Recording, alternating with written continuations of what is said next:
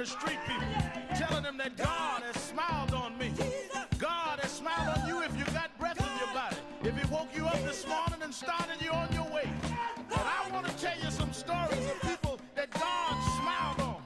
We know the story of Dr. Martin Luther King, how he started way back in Montgomery, Alabama in 1955, trying just to get dignity, trying to get respect. And he went all the way to the mountaintop.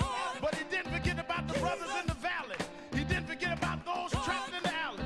And I hear Brother Martin King saying, God has smiled on me. He's been good to me. Let me tell you, God has smiled on me. It's been so good to me. Then I see as Dr. King went on, another man stepped into the forefront by the name of John F. Kennedy, who rose up and said, let's not stand back. Let's not wait for a handout. Let's wait for a way out. He said, ask not what your country can do for you, but what you can do for your country.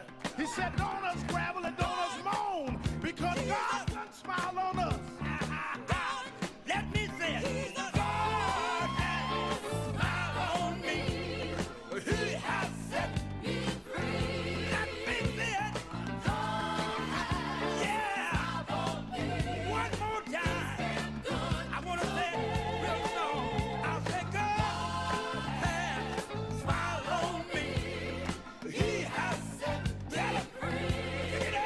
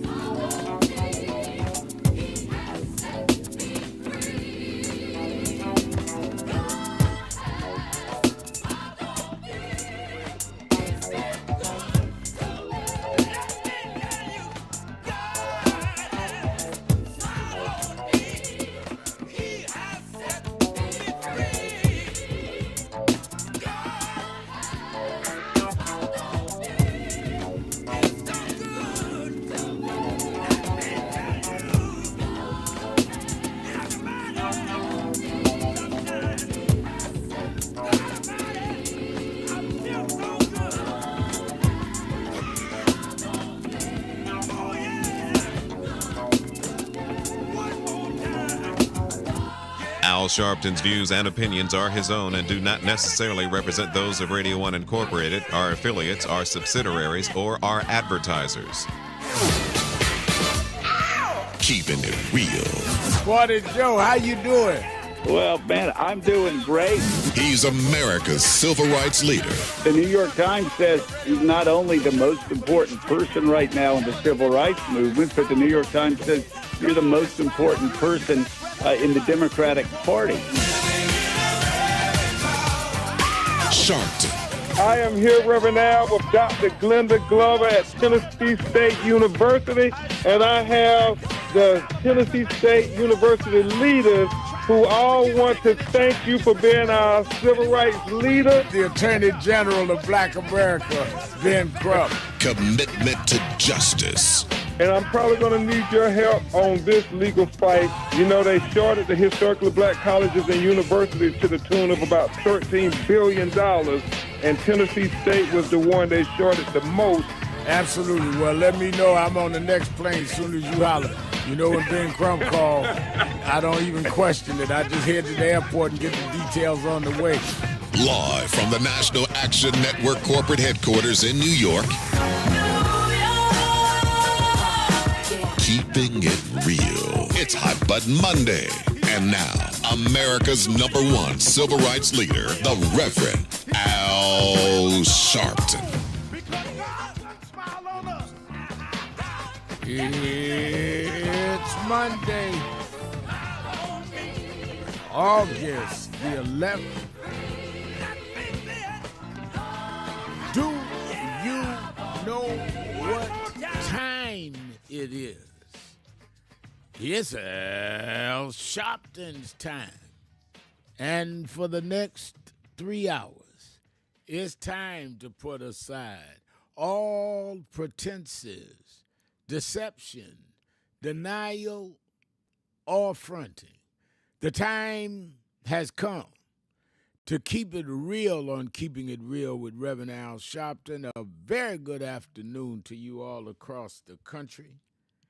And good morning to our West Coast listeners. Welcome to those listening on Sirius XM Channel 126, The Urban View, where talk empowers and becomes action. I'm coming to you live from our National Action Network corporate headquarters in New York, and it is Hot Button Monday. On Mondays, we let you talk about whatever hot button issue that is on your mind and in your heart. All you have to do is call us at 1-877-532-5797. And already people are, I was getting ready to give it, but people already know you can go to www.nationalactionnetwork.net and go on live stream and send us a message on the message board. And I'll read the message board. Lady Bug 77 is on the message board saying, good afternoon, Shepherd and Chat. Good afternoon to you, Lady Bug 77. Demetrius Jones is on saying, good afternoon, Reverend Al. Authoritarian Trump is at it again, deploying the military and National Guard to D.C. Yeah, that is a fact. And Bruce Turner says, put on your jump boots. It's getting ready to get funky. Bruce Turner is also right. And they're referring to the top of my Hot Button Monday list. As Donald Trump announced this morning, he's sending in the National Guard and military and subjecting the D.C. police to federal authority, federal intervention. And he had his whole squad out there, the Attorney General, Bondi, Secretary of Defense. He had head of the FBI, had everybody out there as he announced that he is deploying the National Guard and federalizing the D.C. police. Now, he's saying this because he says that there's a crime problem in Washington. one of the Doge employees was carjacked several days ago, and he and Elon Musk and others reacted to that. And nobody should be carjacked. I'm not dismissing it. It's a terrifying experience, bad experience. But the fact of the matter is that crime has really gone down statistically in D.C. And it's not zero, but it's down. And it seems like he only picks cities with Democratic black mayors, particularly black women. It's not lost on me that he decided his crackdown on deporting was in Los Angeles with Mayor Karen Bass. Now he wants to come down on crime in D.C., where the mayor of D.C. is a black woman. And the statistics does not in any way justify a federal takeover. Now, you want to support, you want to give more money, more resources, that's reasonable because we don't need crime anywhere. And I might add that Washington, D.C., even with the flight, is still a majority black city, which means you don't need a mathematician to tell you we are the majority of the people that are victimized. So none of us don't want to see crime. But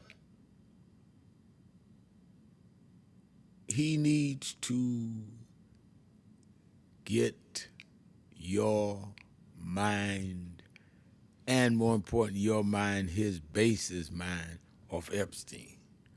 So he's going to now go crime. He tried, by going after Tish James and then with a federal investigation, tried to go after Martin Luther King's files, tried to all kinds of stuff, attacking Oprah and Beyonce and I, saying we got paid to endorse Kamala Harris, all kinds of stuff. So now we're going to put the nation's capital under National Guard and federal law enforcement. He is the master of distraction. Jacques Pinnock says distraction. That's exactly what it is. So you see all this drama. Jackie's right. You forget he's cutting your Medicaid. You forget he's cut your SNAP bill. You forget that he was the keynote speaker January 6th when people physically assaulted, beat police in Washington, D.C. at the Capitol. And not only did he not reprimand them, when he got back in as president, he pardoned them. So let me get this right. You want to bring in the National Guard and the Justice Department to take over the police department in Washington, but you pardon people that were convicted of felony assaults of police and other physical crimes on January 6th. Same guy. And you wonder why I say this is all to put your attention somewhere else? Because they don't want to keep dealing with the fact that they have not released the Epstein files. And by the time he gets you 2 or 3 days all up in what's going to happen and your car being pulled over by the National Guard if you work in Washington, by the time he's selling that, he'd be in Alaska meeting with Putin. Well, you're going to meet with Putin, and what y'all going to talk about is Zelensky coming. Well, we don't know yet. He may come. I don't know. I'm going to try to get these two guys together. So you're going all the way to Alaska and don't know if you can get them together. All right. And like I said, don't forget, a lot of 99% of our presidents of the United States came from elected office. They were either governor, they were a senator, they were a general in the military. Washington was, Ulysses S. Grant was, may have been some other. he being Donald Trump, is the first one that came into the presidency where his background was he never held a government position. He was an entertainer and a business mogul. Had the show The Apprentice, and so he knows how to distract, he knows showbiz, and that's what he's doing. That's what he's doing. Now again, he's trying to put everybody in a catch-22. If you criticize it, oh, you for crime. You're saying it doesn't matter they have crime. No, that's not what we're saying. What we're saying is that if you are really wanting to be helpful, why don't you sit down with the mayor and work how the city police can be in some ways buttressed or supported by the feds, not taken over by the feds, when they'd already done a great job reducing crime. So this is a distraction. Three-Card Monty, that's who he is. And I think that you and I know this.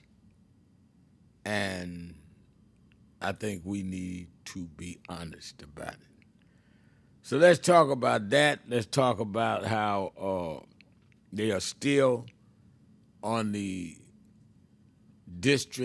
redistricting in Texas.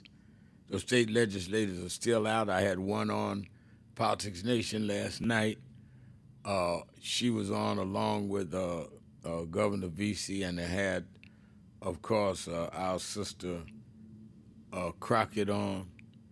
And this is democracy at stake. And Governor Abbott has said he's going to convene over and over again. He don't care if it takes years. He's going to make them come in. Because they want to force this vote so they can get 5 new seats and win the edge again to have the speaker. Why is the speaker so important, Reverend Al? Well, because the speaker decides what calendar laws are going to be on the calendar, how he sets the schedule, sets the chairmen of the key committees, what committees have what time. Speaker has awesome power. And without having the speaker, your bill, your legislation may not even be heard. If he loses that to Hakeem Jeffries, he's checkmate. So they will do anything to try to put their thumb on the scale on this one. All right, let's take a break. We'll be right back. I'm setting up your hot button calls, 1-877-532-5797, 1-877-532-5797. Sharpton, keeping it real. Be right back. Breaking news. So who is Al Sharpton anyway? Who is this 33-year-old preacher without a church? A number of black New Yorkers as well. He is little more than a pudgy exhibitionist who can be counted on to show up, bullhorn in hand, at every racial incident.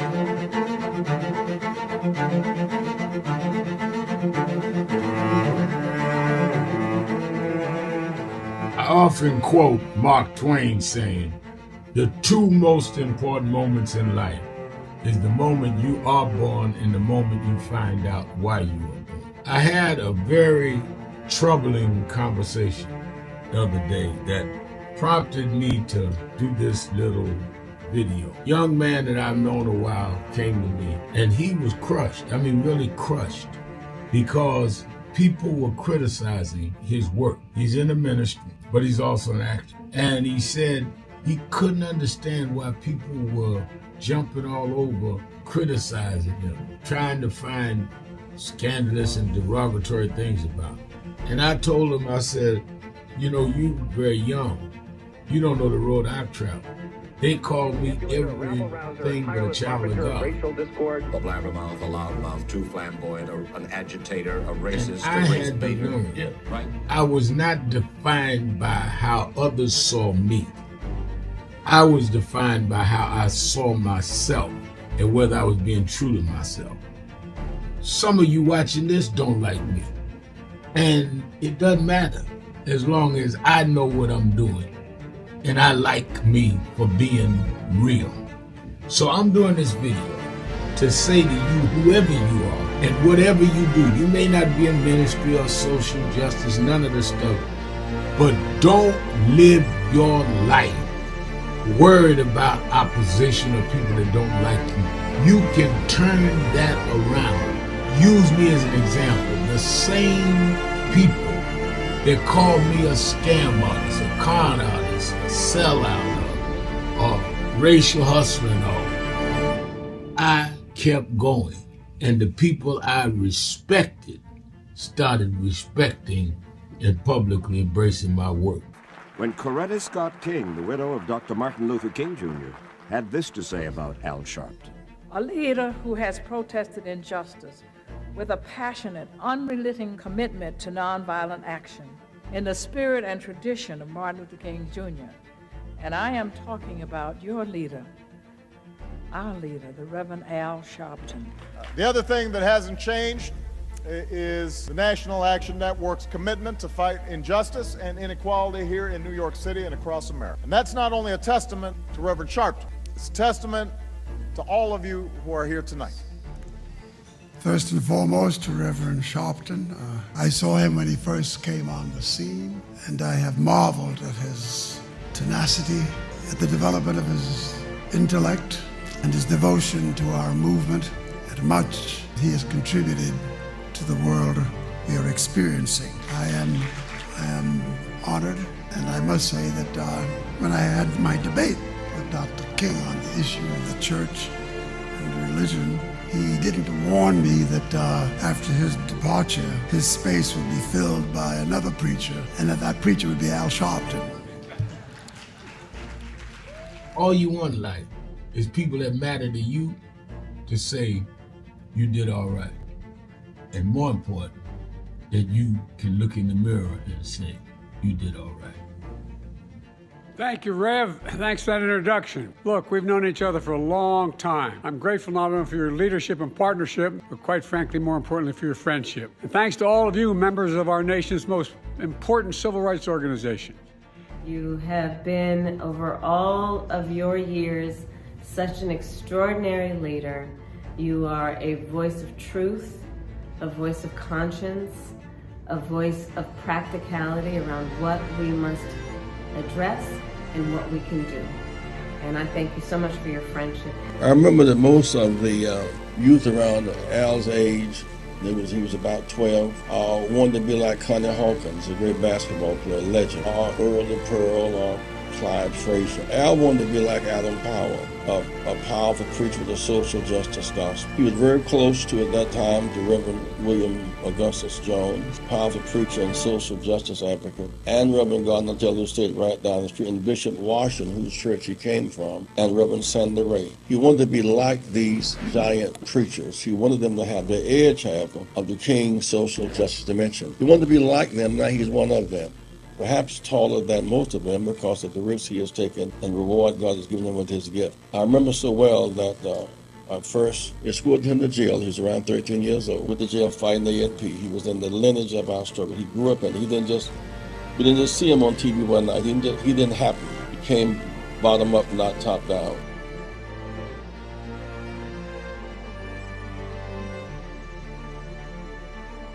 Be aware that the closer you get to serving your purpose, the more focused you are on your purpose, on your assignment. The more distractions will come up to attempt to get you off course.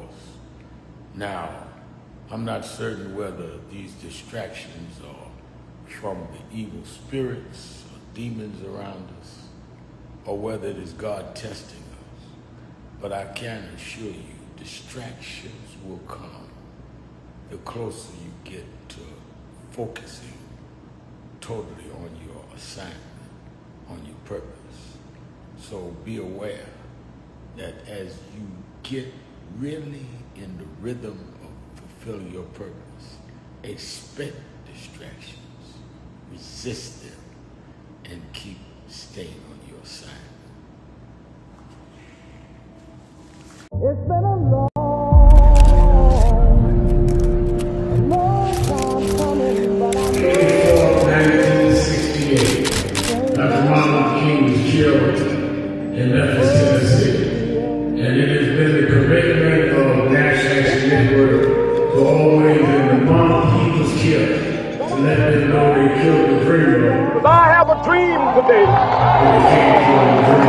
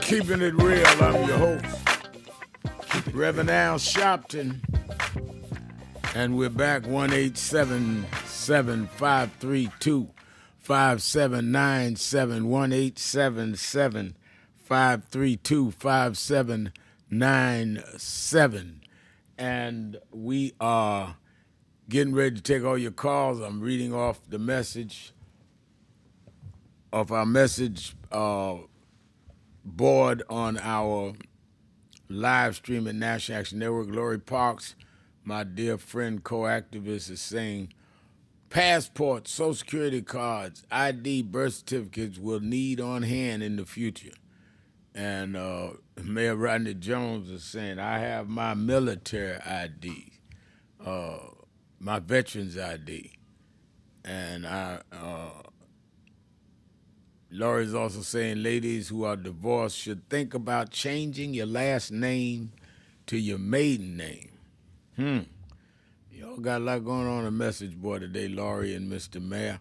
Darryl Prunty saying Trump is throwing anything and everything up against the wall, hoping that it sticks to distract and deceive the American people who are gullible to let it stick. I say don't fall for the okie doke. I'm with you, Darryl.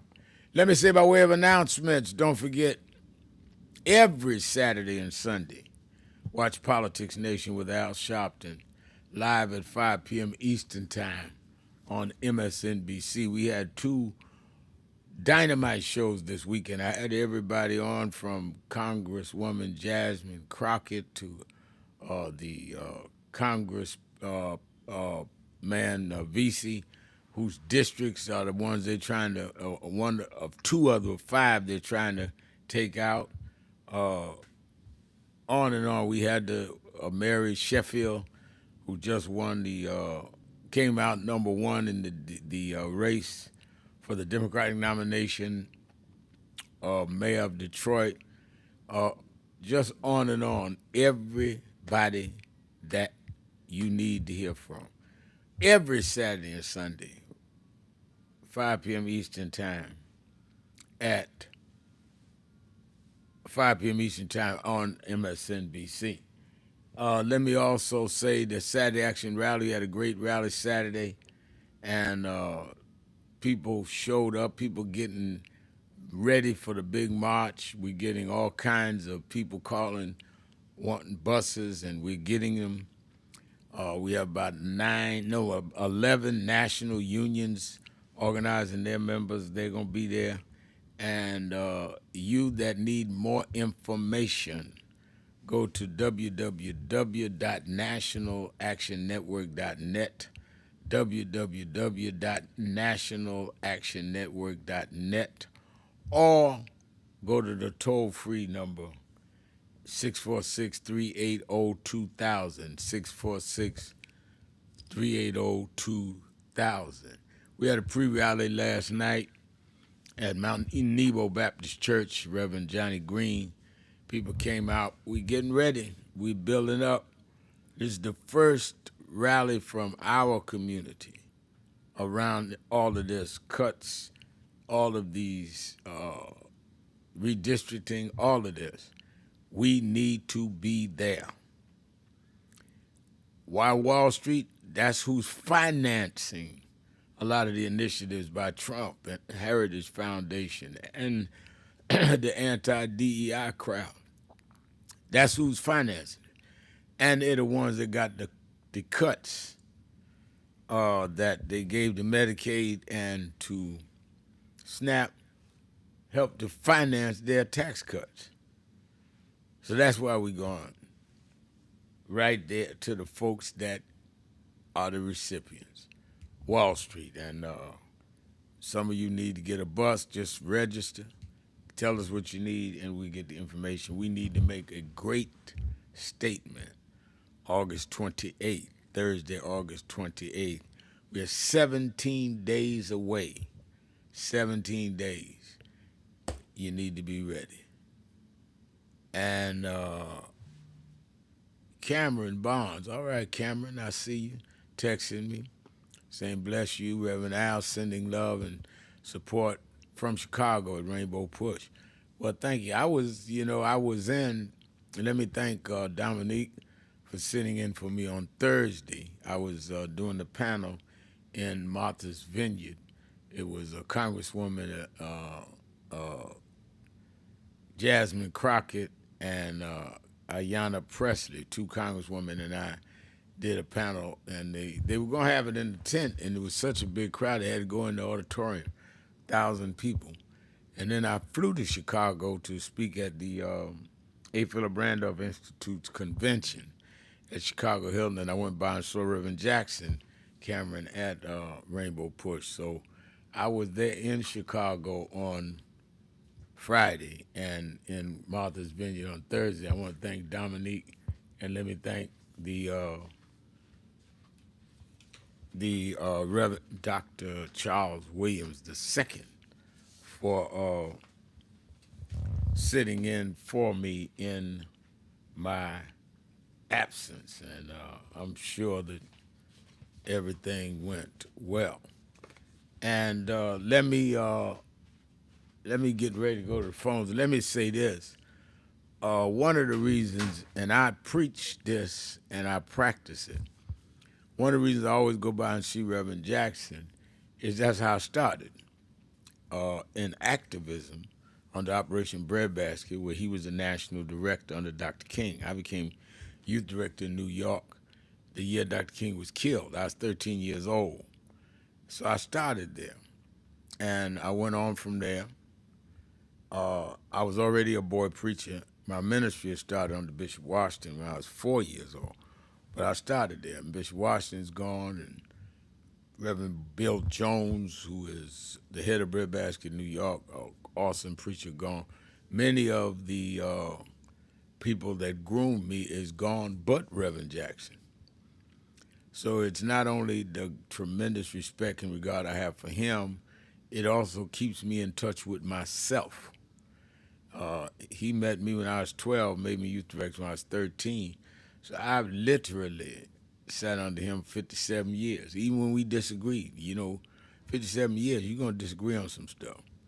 And I say that because people need to always be true to your foundation. Always be true. A tree is not judged by its branches. The strength of a tree is judged by its roots. If you're not grounded in anything, any wind will blow you down. The deeper the roots, the stronger the tree. And that's my roots. Let me take my break. I'll be right back. Keeping it real. Sharpton. Be right back.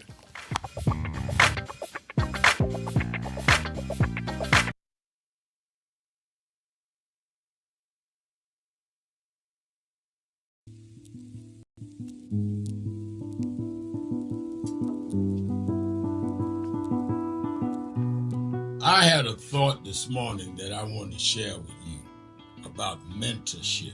I am able to do a lot of what I do because I had great mentors, but there are correct ways and incorrect ways to mentor people, in my opinion. I was mentored as a boy preacher by Bishop F.D. Washington, one of the great Pentecostal preachers of his time. Then Reverend William Jones, who became my pastor after Bishop Washington died, who was unquestionably in the top 5 black church ministers, theologians.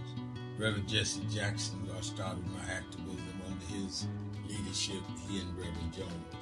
And I learned politics directly as a youth director from Shirley Chisholm. So even though I didn't finish college, I had the most unique education in the world from being exposed to giants. But the one thing I learned is as I grew older and people started coming younger than me and wanted me to teach and mentor them, the magic of the mentors I had is they did not want me to be their clone. They wanted me to learn things from them and use my own gifts and talents in my own unique way and let me do things on my own, because they knew that if I flopped in some things, it would teach me for the other things. They'll come and help me once I was down, but they were not going to have me avoid being down. And they were not going to impose themselves on me. Why am I saying that? Because too many mentors want clones, and too many mentees want their mentors to put them on a pedestal. Oh, so-and-so didn't do this for me. Oh, so-and-so didn't open doors for me. If they got to open doors for you, it may mean that they knew you weren't ready to go through those doors. Their job is to prepare you. Your job is to develop your own skills, your own unique ways. And I don't care if it's my daughters, who both have come into their own, or anyone else. I'm not a talent agent. I did not form National Action Network to give people their step up. I formed it to fight for justice for everybody. If talented people get in, it's my job to invest and give them a platform. It's their job to get on the platform and perform and show their ability. Sitting with me today in the office as I talk about it is one of my mentees, Reverend Stephen Marshall. Now, Stephen, you just came around us when you were how old? 11 years old. 11 years old. You just turned 40 and now you're called to the ministry? Yes, sir. And what do you do in National Action Network? I help formulate policies, lead in various regions, but most importantly, I senior advise you on all things from social justice strategies, politics, intergovernmental affairs, you name it, community organizing, all of that stuff. And I could go through scores of others. My daughter started Huddle. They got Huddles now, which is for young people to meet once a week all over the country. I just saw the video from the Las Vegas National Action Network chapter. Now, when you decided to preach, did I ever tell you to become a preacher? Not one time. Who called you to preach? The Lord. All right. And did I say go to this school or that school? No, sir. Did I open this door, that door? Did I tell you be ready when the door's open? Always be ready and prepared. And that's what I'm saying. Get you some young people than you that you can help along the way. But don't be their talent agent. Their talent must speak for themselves. And anybody that grumbles with you about so-and-so didn't do something for them, maybe it's because they didn't feel you were ready, or that they felt if they did it, you wouldn't do it on your own. But we all don't live forever. I want the next generation to speak of me, of National Action Network, and others, the way I speak of Reverend Jones and Bishop Washington and Shirley Chisholm and Reverend Jackson. But I just don't want young people to feel that somebody ought to give them the reins of leadership or give them the reins of business or whatever it is you're in. You need to learn from their journey, get the pearls of wisdom from them, but don't have them do for you, because then it means you can't do it for yourself.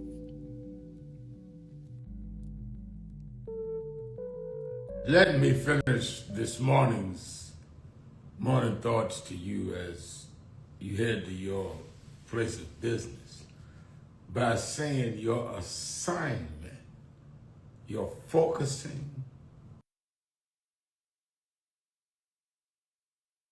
attention, paying complete attention to your assignment is the most important thing you can do. And sometimes things can happen in the course of a day that throws you off. And don't get easily thrown off your rhythm. Sometimes what you and I think means we've been overlooked, maybe that we're being protected. God is taking us out of that so we're not in the wrong cattle call, in the wrong candidacy for something that has nothing to do with our assignment. Why is everybody over there and I'm over here? Because you may not belong over there with everybody else. It has nothing to do with your assignment. You're not being overlooked. You're being protected. You're being set aside. You're being hidden so you can do your assignment. And knowing that when something does cross your way that you ought to be dealing with, that you ought to be speaking to, dealing with, to keep your silence for validation. I read this passage. To keep your silence for validation. That we see things we ought to be addressing, we see things need to be done, and we know if we do it, it might cause some controversy, it might cause some discomfort in our family or in our place of business and our friendships. But to keep silent, to be validated by some family members or some co-workers or some social circle is to maybe not fulfill the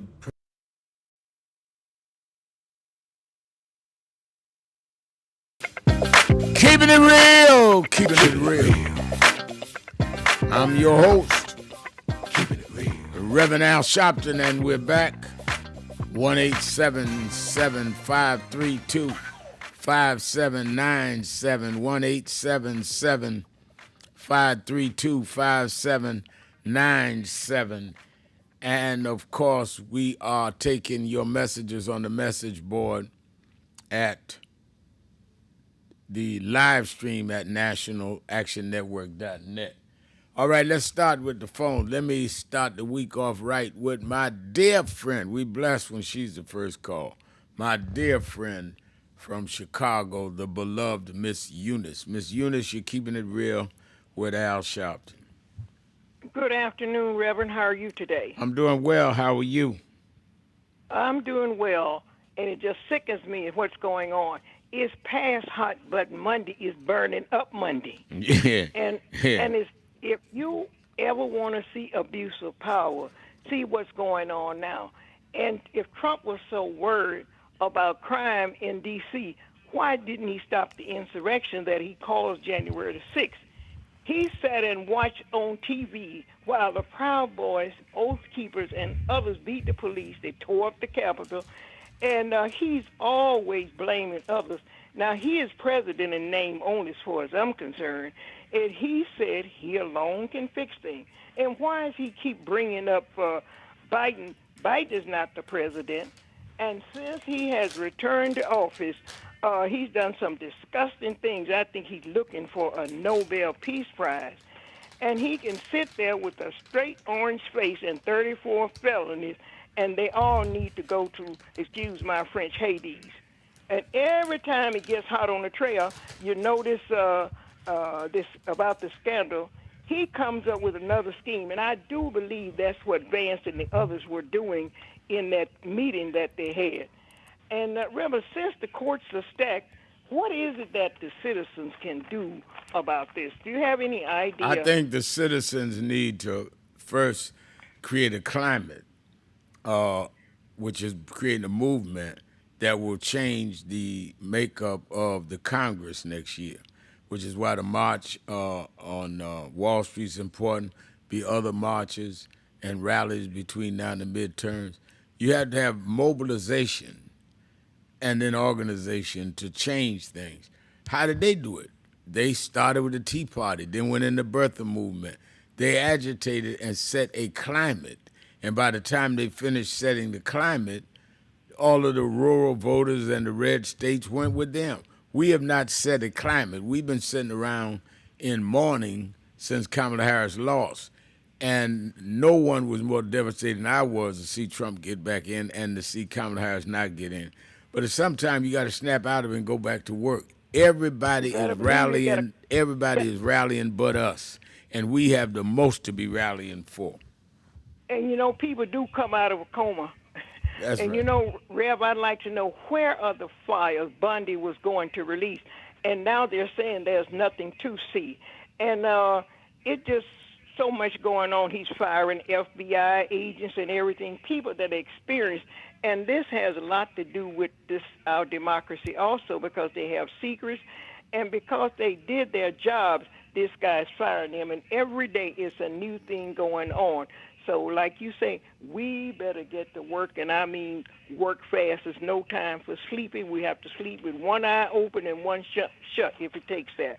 And thank you, Reverend, for taking my call. All right, always good to hear your voice, especially kicking off our weekend on Hot Button Monday. John Smith says on the message board, good day to Reverend Sharpton. What do you think about the whole Donald Trump on the D.C. press conference today? I've said what I said. I think it's bogus. I think it is irrational.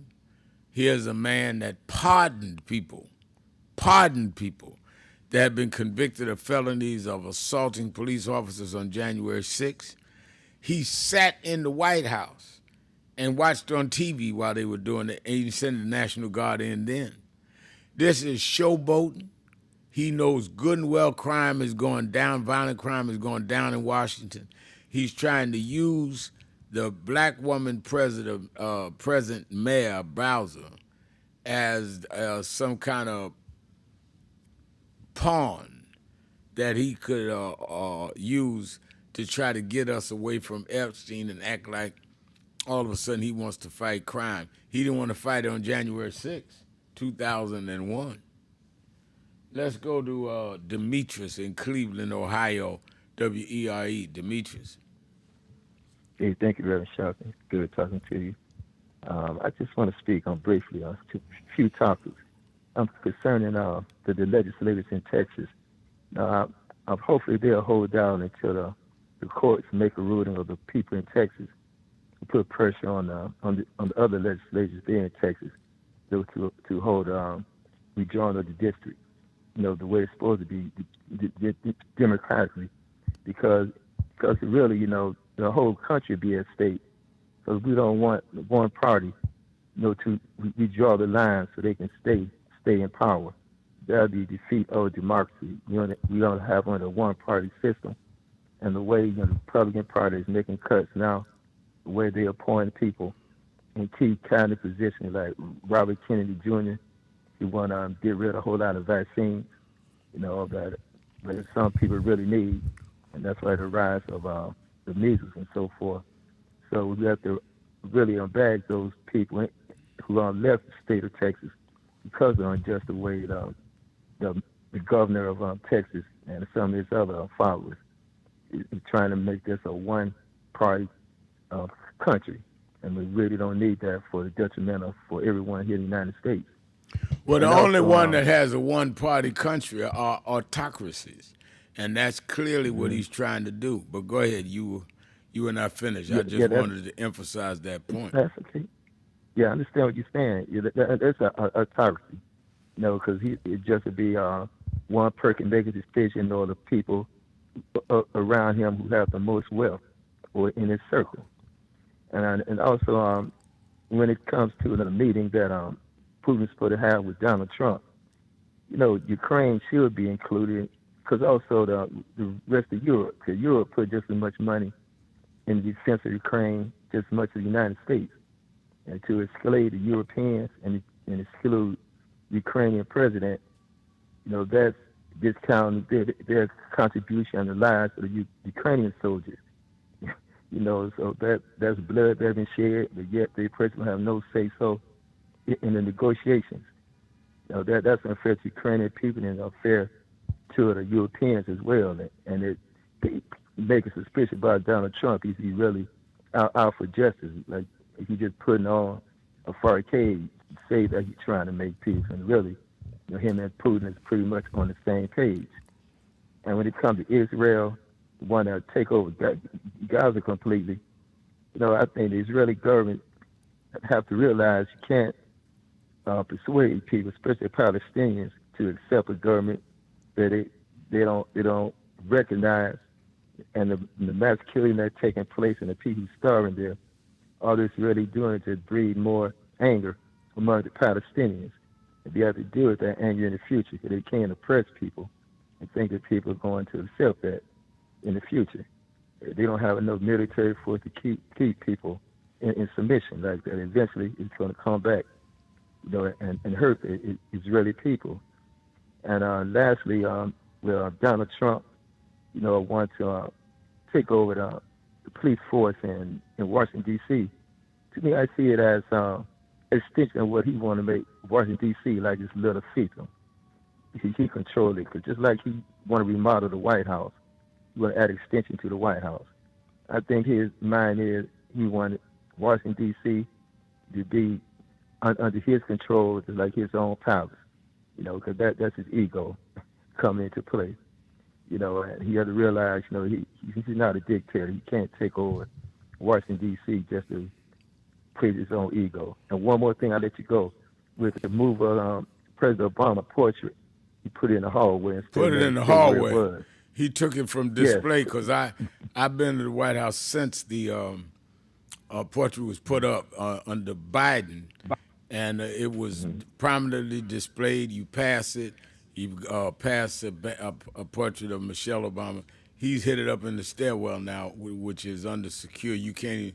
The general people that go in there for meetings in the White House don't even go up that way. It's just that's how petty he is. But thank you for your call. Tricia on my message board says, if Trump thought D.C. was so dangerous, why was he wandering around the roof of the White House like a grandpa you are afraid to take the keys away from because they will become violent? Wow, Tricia, you might hear that again in a speech. Wandering around the roof of the White House like grandpa. Yeah, Tricia, I might have to use that. That was a good one. That's a good one. That was a good one. Tricia's usually good, but you really went all the way on that one. And I think we're going to take another call. Reverend Pless in Atlanta, Georgia. Reverend Pless.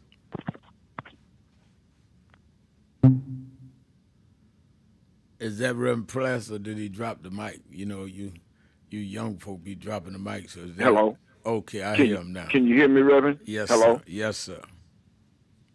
Okay. Thank you for taking my call, Reverend, and for all that you are continuing to do for this community, for our community, and not just our community, the organization that God blessed you to lead and that you started also helps out with other communities around the United States and then nationally and internationally. So you have truly been a blessing. Thank you. To our community. I just want to say this real quick, Reverend. I have to give honor to where honors due, as you said in your opening, recognizing those who helped you get started.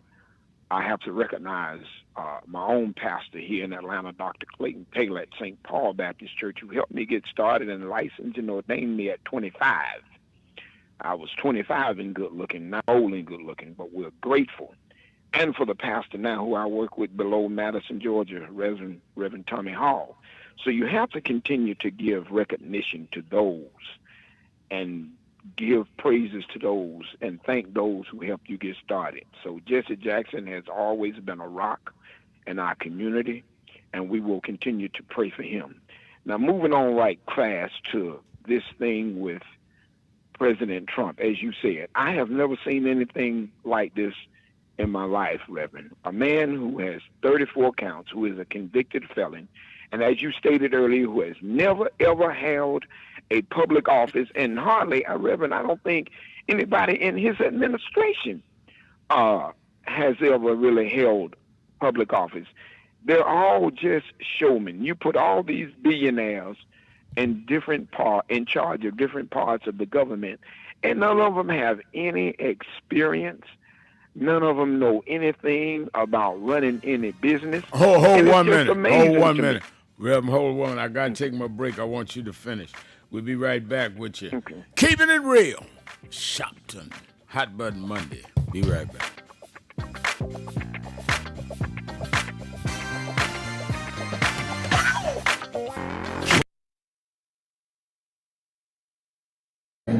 Of reference.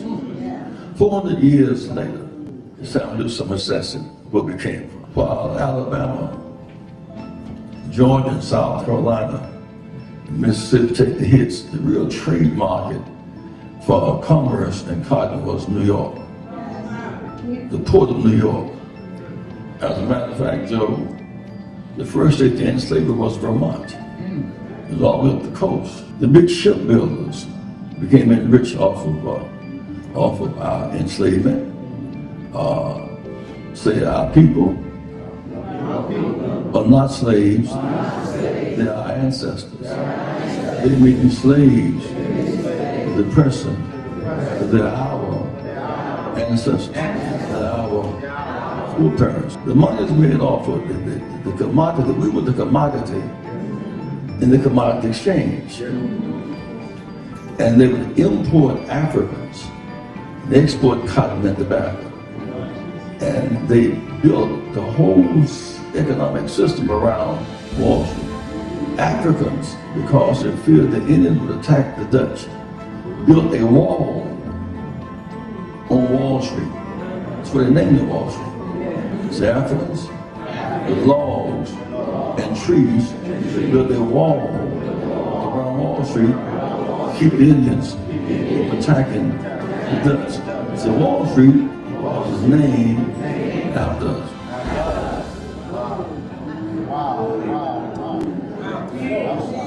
There's a burial ground on Wall Street, which we should all visit.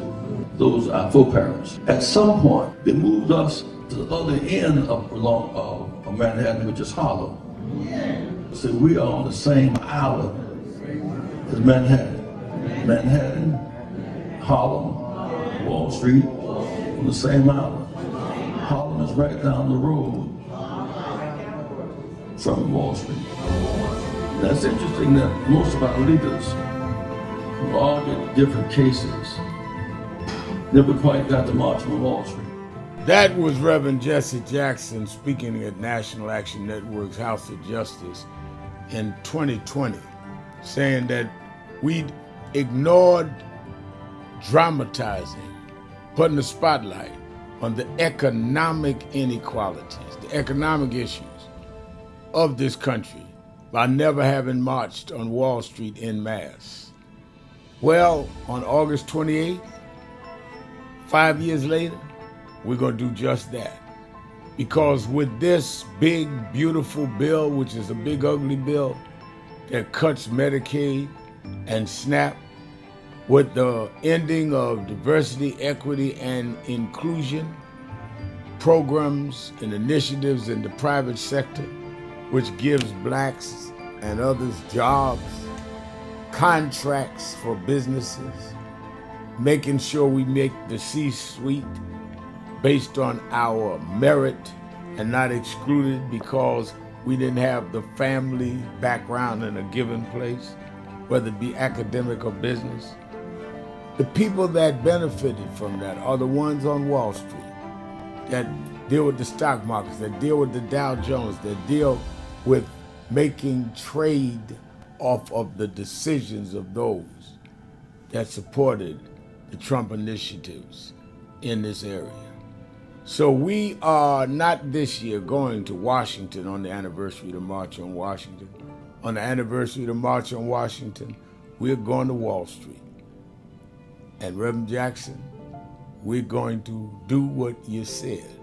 Thousands of us are going to nonviolently but firmly come and say that the dream cannot be deferred by tax cuts for the rich and cutting those out that need food assistance, that need support with health care and other economic policies that have choked the middle class and the poor.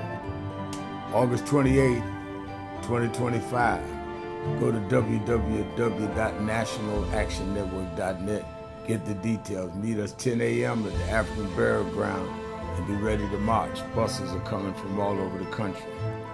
Go to that website or call 1-877-626-4651. No justice, no peace.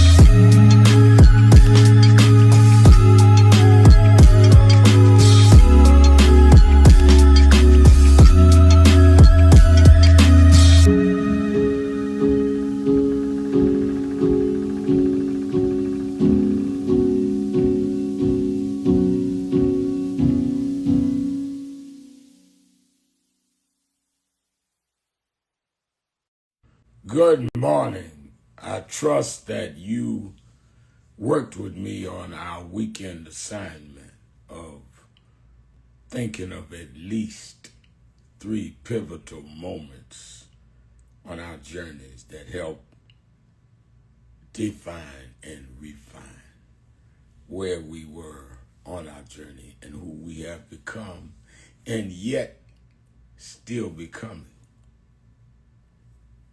As we get prepared today to start a new work week, let me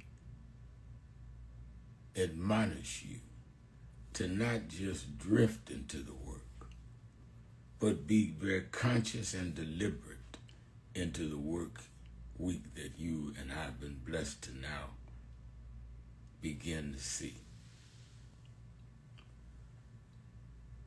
Random anointings do not produce fruit.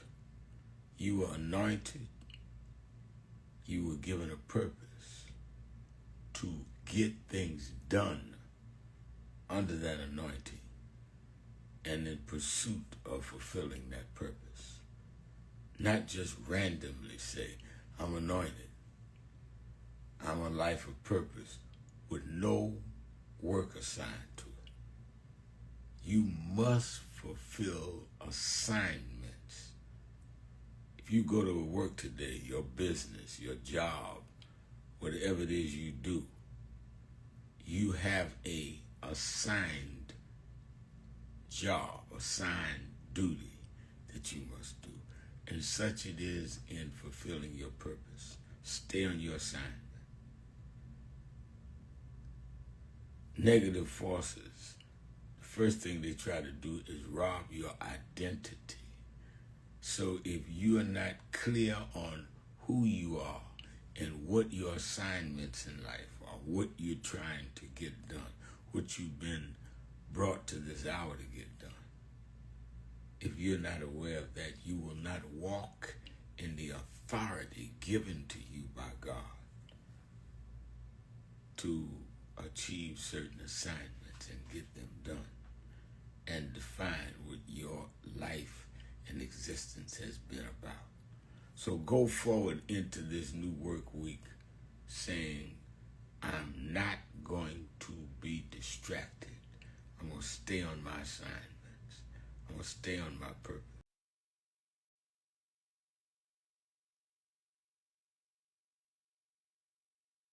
Keeping it real, keeping it real.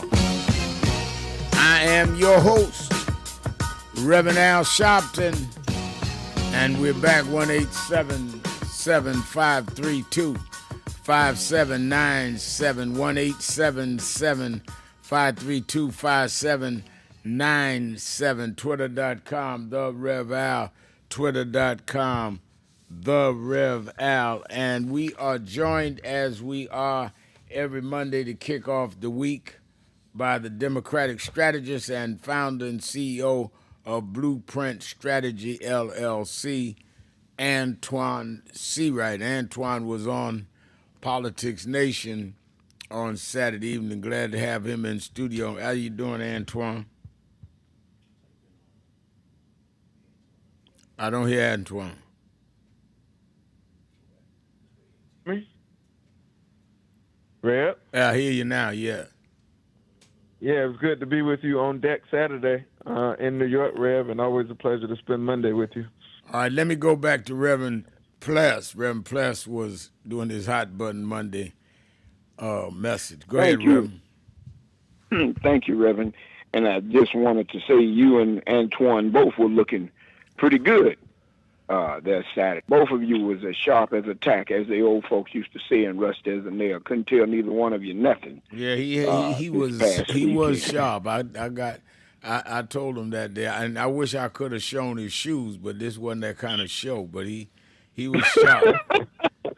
He was clean, yeah, you both were. He was. But I will say this, Pastor, as I was just saying, and you know, my own pastor who came out of Texas, and he was a product of Cecil Clark. But whenever he grew here in Atlanta and became pastor here in Atlanta, he was always preaching for Ralph David Abernathy. Wow. He would take me along with him. Wes Hunter. And I would carry his briefcase. That's where how my roots got started. Wes Hunter Street Baptist Church. Yeah. Yes, sir. I've been there. Yes, sir. So he was always preaching for Abernathy. But Pastor, as I was saying, this man and his administration, none of them have any experience. I've never seen nothing so baffled or boggled in my life. None of them. I think the only one in that administration that may have experience may be, oh God, my mind went blank, Reverend. Maybe the Attorney General, not the Attorney General. You talking Secretary of What's his State name? Rubio? Secretary of State Rubio said that may be the only one in his administration that has any type of experience. These people couldn't find their way out of a brown paper bag. And it just bothers me that this criminal is in the White House. And Reverend, I'm going to say this and then I'm going to hang up. But not only do we know he is a bigot, and we know nothing has been proven yet, and there is no evidence yet, but the man could very well have been a pedophile himself, hanging out with Jeffrey Epstein, which is one of the main reasons they may be holding up these records and trying to keep the reports from coming out. This takeover in Washington and trying to destroy this mayor who has worked hard all her life is just amazing to me. But thank you for all that you do, and I'm going to follow up and listen, Reverend. All right, thank you for your call and your input. Let me ask you, Antoine. I've already made a statement this morning on Morning Joe, and I say it, I think I put it on social media, that this whole question of having the federal government take over policing in Washington, D.C. is a farce as far as I'm concerned. This is the same man, President Donald Trump, that sat in the White House and for several hours watching them beat police and threaten members of Congress. And he never deployed the National Guard then, wouldn't even pick up the phone and tell them to stop.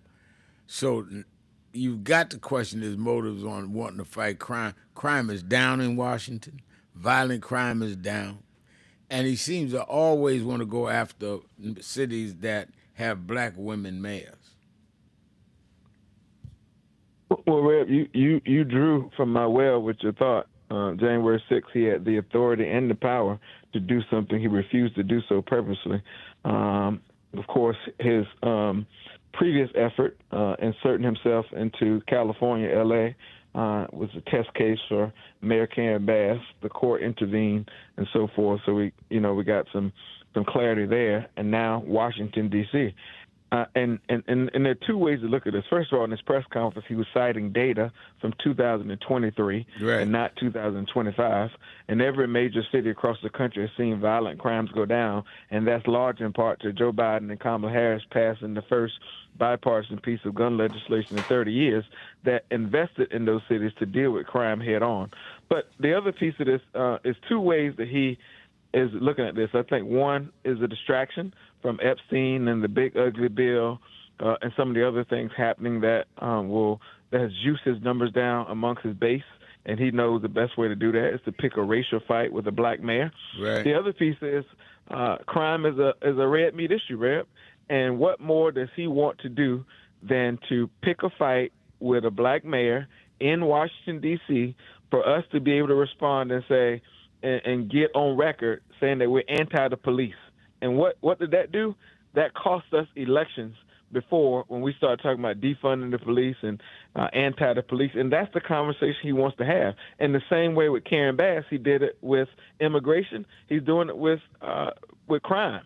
And so part of this is being a distraction, but the other part is to bait us into talking about issues that are very popular with his base. And I think we have to be very disciplined in this moment. I think you're absolutely right. And I think that we've got to be very clear not to go for the okie doke. Let's go to Philadelphia to Brian. Brian, WURD in Philadelphia. Reverend, thank you so much again. I just want to say at the outset that there are many people with national platforms far less deserving than the callers you took before me. The world would be a better place if Miss Eunice and Demetrius and the Reverend we just heard from Atlanta had talk shows. But then again, I wouldn't get much done because I'd just be listening to them all day and getting little of my work done.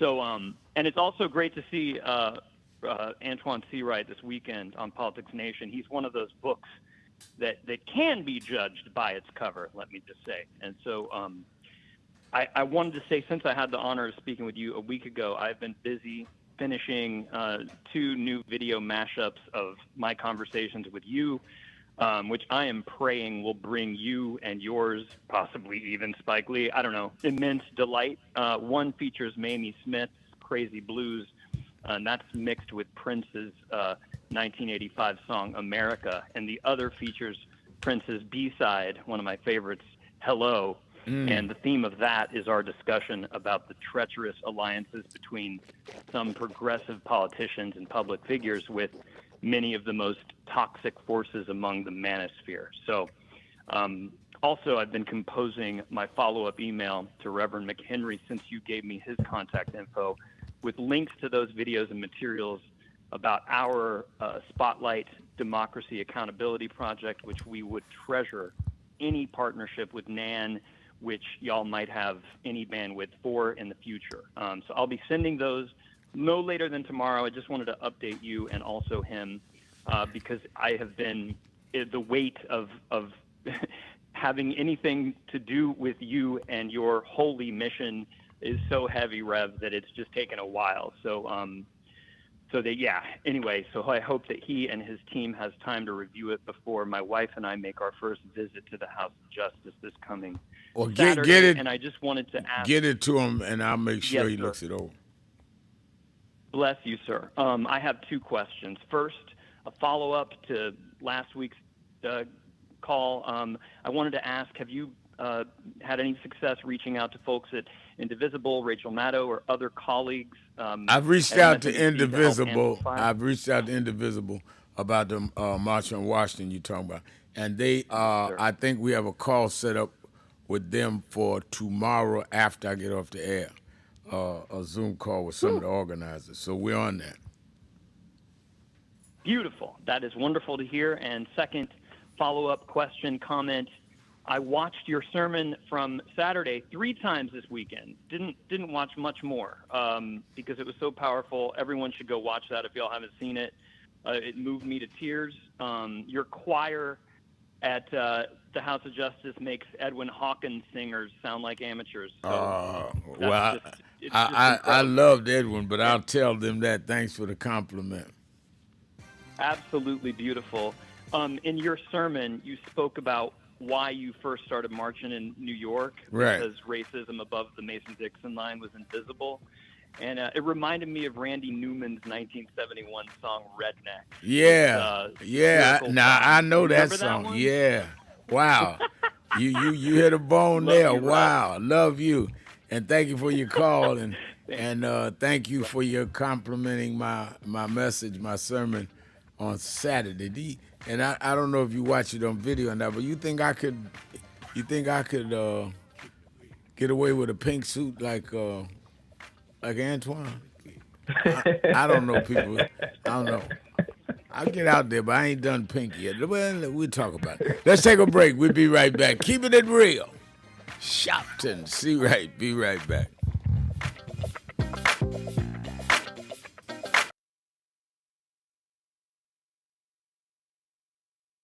It's been a long time coming, but I know 1968, Dr. Martin Luther King was killed in Memphis, Tennessee. And it has been the commitment of National Action Network to always, in the month he was killed, to let them know they killed the dreamer. Because I have a dream today. They can't kill the dreamer.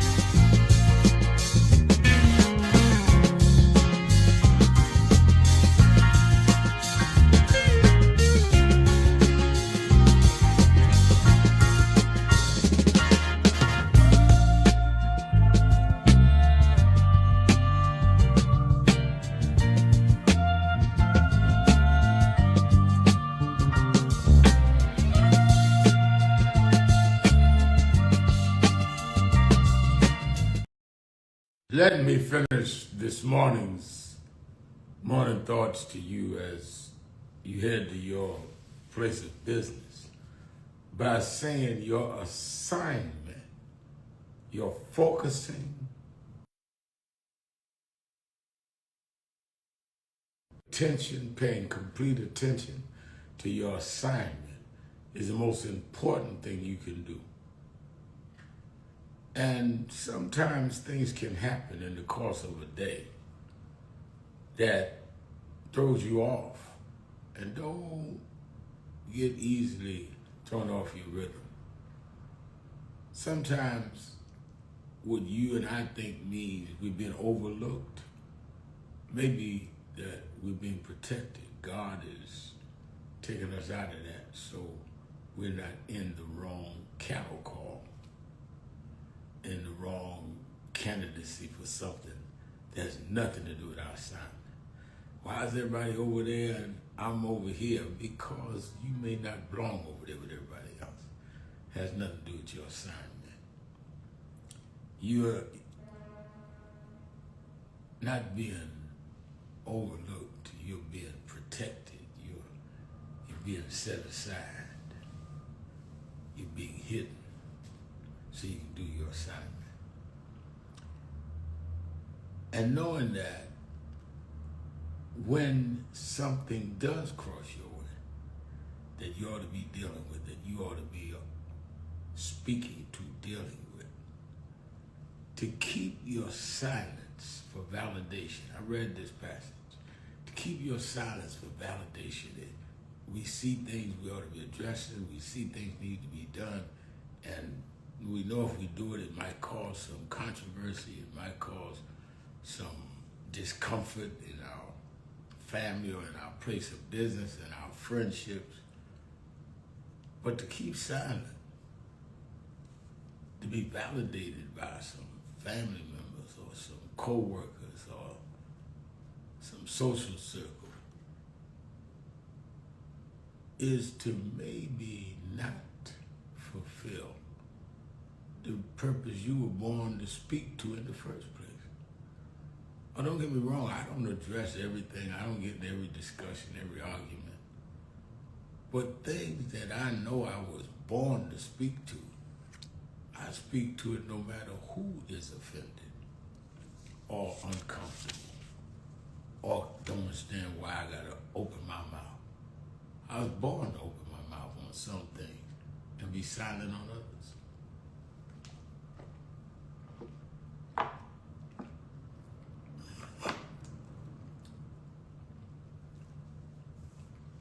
Go to the Bible.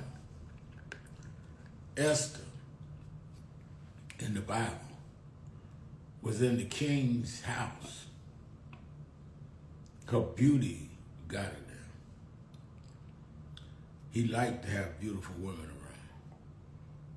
He was engaged with her beauty.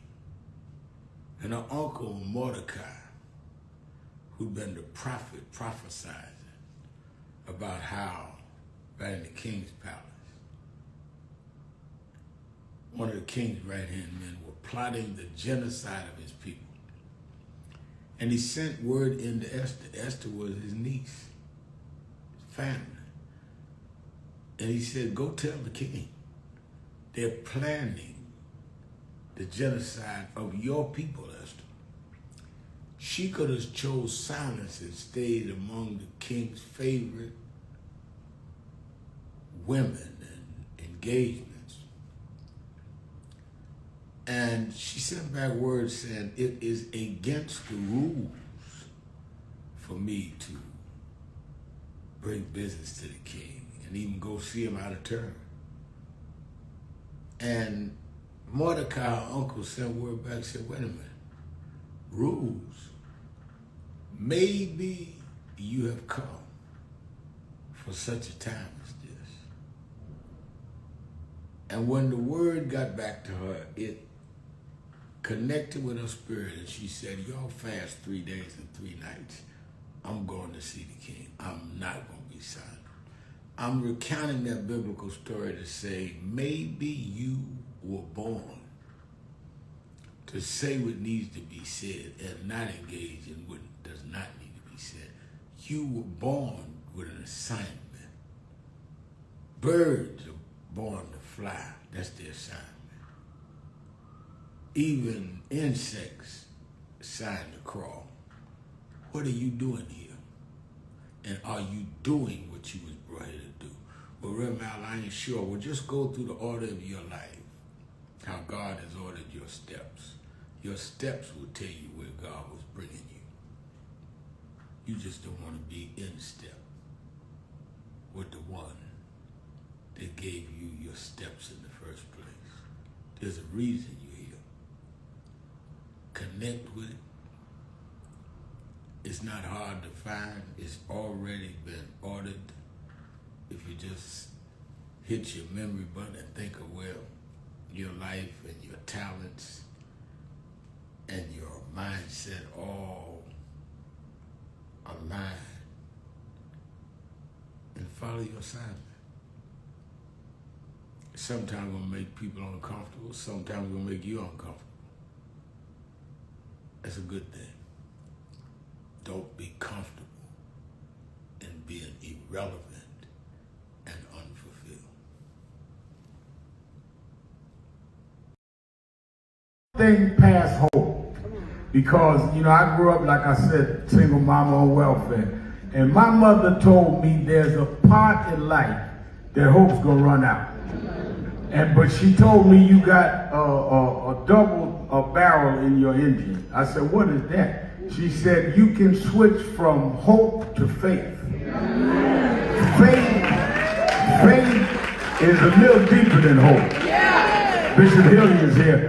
Faith is when hope runs out. Faith is the substance of things. Hope for the evidence of things not seen. Faith is when we were emancipated after 246 years of slavery and walked off the plantations with no education, no money, no future. And we built black churches and black colleges and black fraternities. We had faith. Faith made us stand up to the most powerful nation in the world and turn it around. Faith means we went from the back of the bus to the front of the White House. We've come this far by faith, leaning on the Lord, trusting in His holy word. He never failed us yet.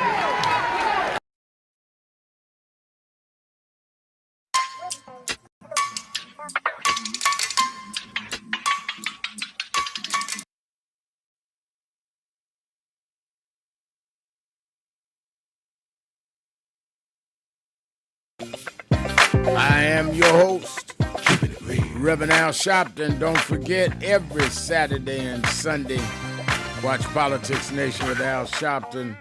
We had two great shows this weekend, keeping you right in the thick of things with the people in the thick of things. And make sure you watch at 5 p.m. Eastern Time every Saturday and Sunday. And, of course, spread the word. And make sure your friends and relatives tune in as well. Also, Saturday Action Rally. We had a great rally Saturday morning, 9 a.m. to 11 a.m. We're there every Saturday at the House of Justice in Harlem, 145th Street and Lenox Avenue. And for you that cannot get to Harlem for the rally, and you should, because there's no experience like it, but you can watch it live on Impact Television or on our live stream at nationalactionnetwork.net. And then, of course, August 28th, we are 17 days away from the big march on Wall Street. This is the anniversary day of the March on Washington. We're taking it to Wall Street. Martin Luther King III and Andrea Waters King and the beloved community and National Action Network spearheading it. We have 11 now national unions and their members coming. Members of the Congressional Black Caucus. Congressman Al Green called me. He gonna be there from Texas. You need to be there. This is the first black-based led march since Trump has been reelected. We've supported a lot of marches, been to them. No More Kings and all. But this is our initiative. We're gonna start August 28th, 10 a.m. at the African Burial Ground and march little over a mile down to where the bull is and have our rally and say that the dream was talked about in 63. But now we are talking about where the dream has been deferred, right here on Wall Street. Y'all got the tax cuts that Trump has reinitiated. Y'all are financing the Heritage Foundation and other things. We bringing it right to the folks that need to see the masses and need to know our outrage. Antoine, when you look at the situation in Texas and all the wolf tickets back and forward, Governor Abbott and this one and that one, fact of the matter is that Gavin Newsom in California, Kathy Hochul in New York, both governors, saying that they'll do the same thing with Democratic seats. The fact is that wherever it goes, it shows how panicky the Republicans are that in the middle of a decade, because you're supposed to usually do redistricting when you had the census, which is every 10 years. We had a 5-year point they want to do this because they know that they are probably going to lose the House on next year. Well, Red, I think from a historical perspective, they have redistricted Texas before and gained 5 seats out of Texas. So the Texas conversation is not new. It's true. In fact, the gentleman who held, and I'm drawing a blank on his name, the congressman who was the majority whip before Jim Clyburn, called for redistricting of Texas during that time. And that was before 2006, and they re-gerrymandered Texas to give the Republicans a 5-seat up. So that's why they're test driving, and that's why they picked Texas. But also, I think this should be noted that there's a larger plan here.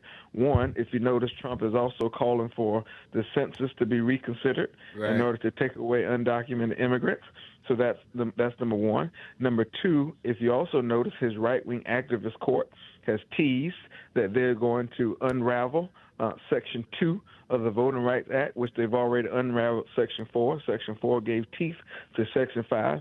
So slowly they're unraveling the Voting Rights Act. And then they're just doing the follow-up with this whole gerrymandering thing where they want to pick apart the maps in order to bleach America to limit black representation and black power. And I think it's a larger plan, one, baked in Project 2017 and Project 2025, but also it's a follow-up to what Trump tried to do in Georgia. He called up the governor of Georgia and said, find him the votes. Now he's calling up the governor of Texas, basically saying, find me the seats. And so if you can't beat them, cheat them, as they say in Northeast Ohio. And I think that's been the strategy. And I think they will go to limits because they know that they have nothing to lose, and they test drive this and they're able to be successful. They can get to the Supreme Court, and this right-wing court will find a reason to reward their reckless, bad behavior. I couldn't have said it better. I think that people need to have it articulated. I think sometimes we feel that people will sense what's going on. People need to know what's going on. And I think that we need to be able to deal with that in a forthright way. Let's go to Rick in Germany. Rick, you're keeping it real with Sharpton and Seawright. Good day, Brother Sharpton. Good day. And good day to you also, Mr. Antoine Seawright. My question is for you, Antoine, Mr. Antoine Seawright. What do you want to say about the journalists among the Palestinians and Al Jazeera that the Israelis have killed recently? Well, I think death is horrible, and those images coming out of Gaza are even more horrible. And I think that we have to keep this conversation to the forefront. But to the friends who were protesting Kamala Harris and Joe Biden and Democrats every which way in turn, you essentially got what you wanted. You got someone who has the power to make the decisions.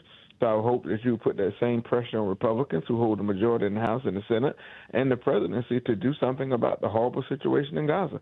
There was a peace agreement in place a ceasefire in place, if you will. When Donald Trump walked into office on January 20th, all he had to do was execute and follow up. He's yet to do that, and we know that he's going to continue to cuddle and play footsie with Netanyahu. And so I just think that we have to be honest about who's playing what side of the ball, but we have to make certain that we get food into Gaza, we deal with the issues they're dealing with, and we hold folks accountable, and that we are at least yelling in the places we agree and whispering in the places we disagree, particularly on the Democratic side. Reverend Sharpton? Yes. Were there many black men up there at Martha's Vineyard? Yes. It was packed. Okay. I was surprised. They changed.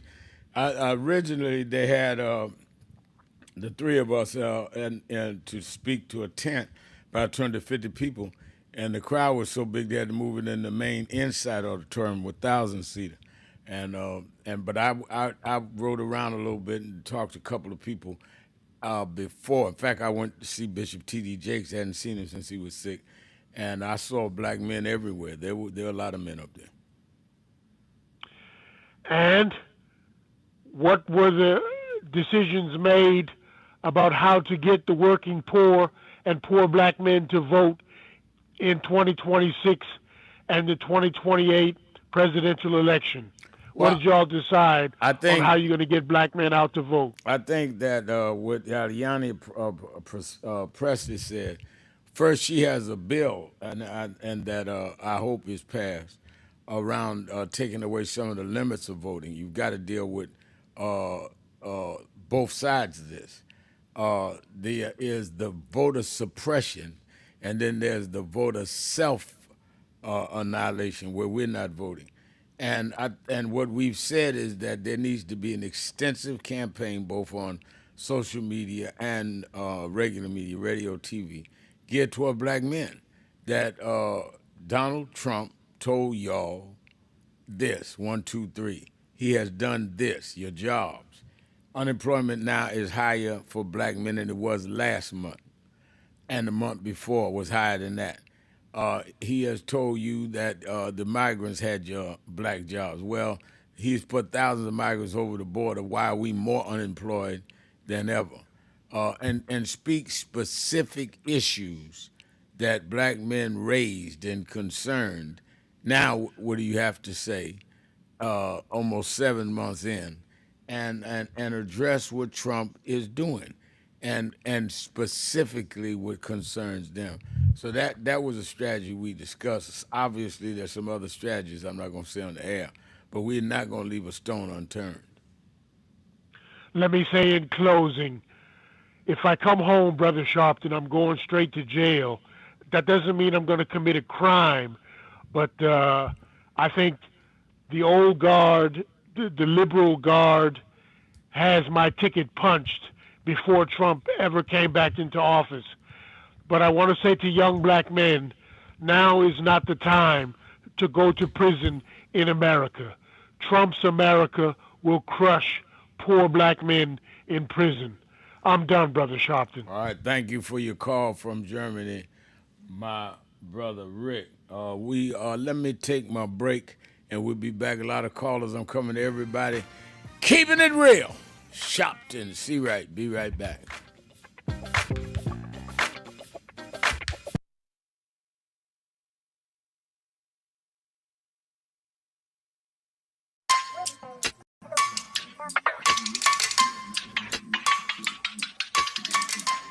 Hey, what's up?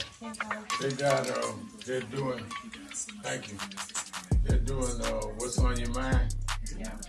All right, then, we got a birthday this week. I got to talk about that. Oh, no. Happy birthday this weekend. And Carrie White's birthday, right? Corey's birthday's today. Yeah, and I got to tell Reverend Berkeley reading Daniel 5th chapter. I want him to read. And I'm ready. Got a message from today, so we'll be on the air in what? Half hour. A half hour. You should tune in to the WBLS 107.5 FM and National Impact and www.nationalnetwork.net. All right, I'm ready. Oh. Make sure you operate on time or I'll tell them how old you are.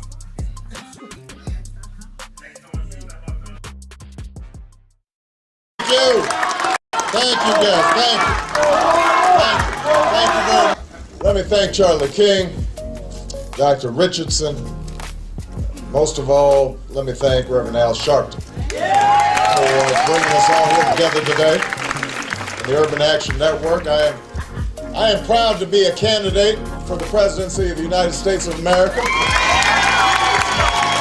But I am mindful that I wouldn't be here if it had not been for Reverend Al Sharpton running for president, and Carol Moseley Brown running for president, and Jesse Jackson running for president, and Shirley Chisholm running for president. They paved the way, and I stand on their shoulders. And I'm proud to acknowledge that debt that I owe. I appreciate Reverend Sharpton for being a voice for the voiceless and a champion for the dispossessed. And as we saw last week, he's still on the front lines, fighting a good fight. And we are thankful for his energy and his willingness to challenge the conventional wisdom. I'm also thankful that Reverend Sharpton has built this organization because what he understands is that change in America doesn't happen from the top down. Change happens from the bottom up. Change happens when millions of voices set the agenda and hold those in power accountable.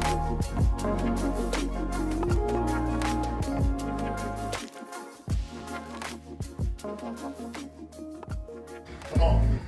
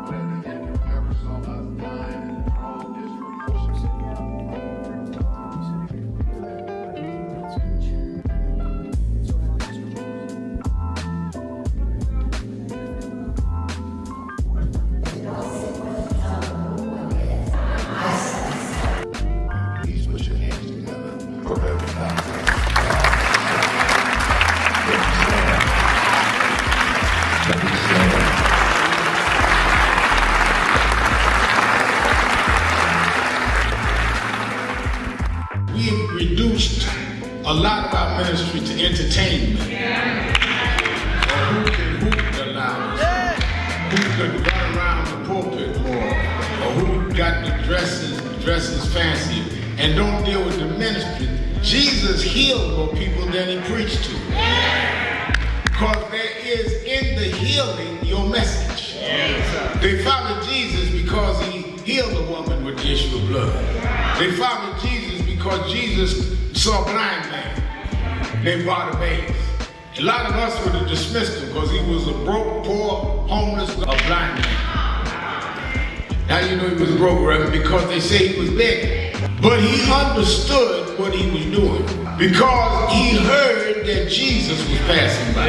And when Jesus got close enough, he said, Jesus, son of David, come see about me. They kept telling Jesus, let's go, we got a schedule, we got people to see. He said it again, Jesus, son of David, come see about me. And when he did it the third time, Jesus stopped and went and healed the blind man. Now, what I get out of that scripture, Bishop Daughtry, is that the blind man told Jesus, if you are who you say you are, you're going to stop and see me. Yes, sir. And if you stop and see me, you will confirm who you are. Yeah. But when we are pastoring and leading in communities with bad health, we cannot be the followers and representatives of Jesus and walk by people that are sick and we not be part of making them well.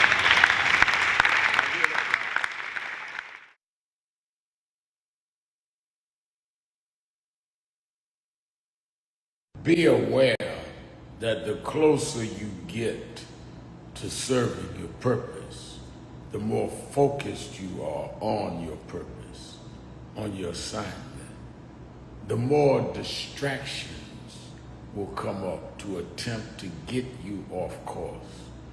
Now, I'm not certain whether these distractions are from the evil spirits or demons around us, or whether it is God testing us.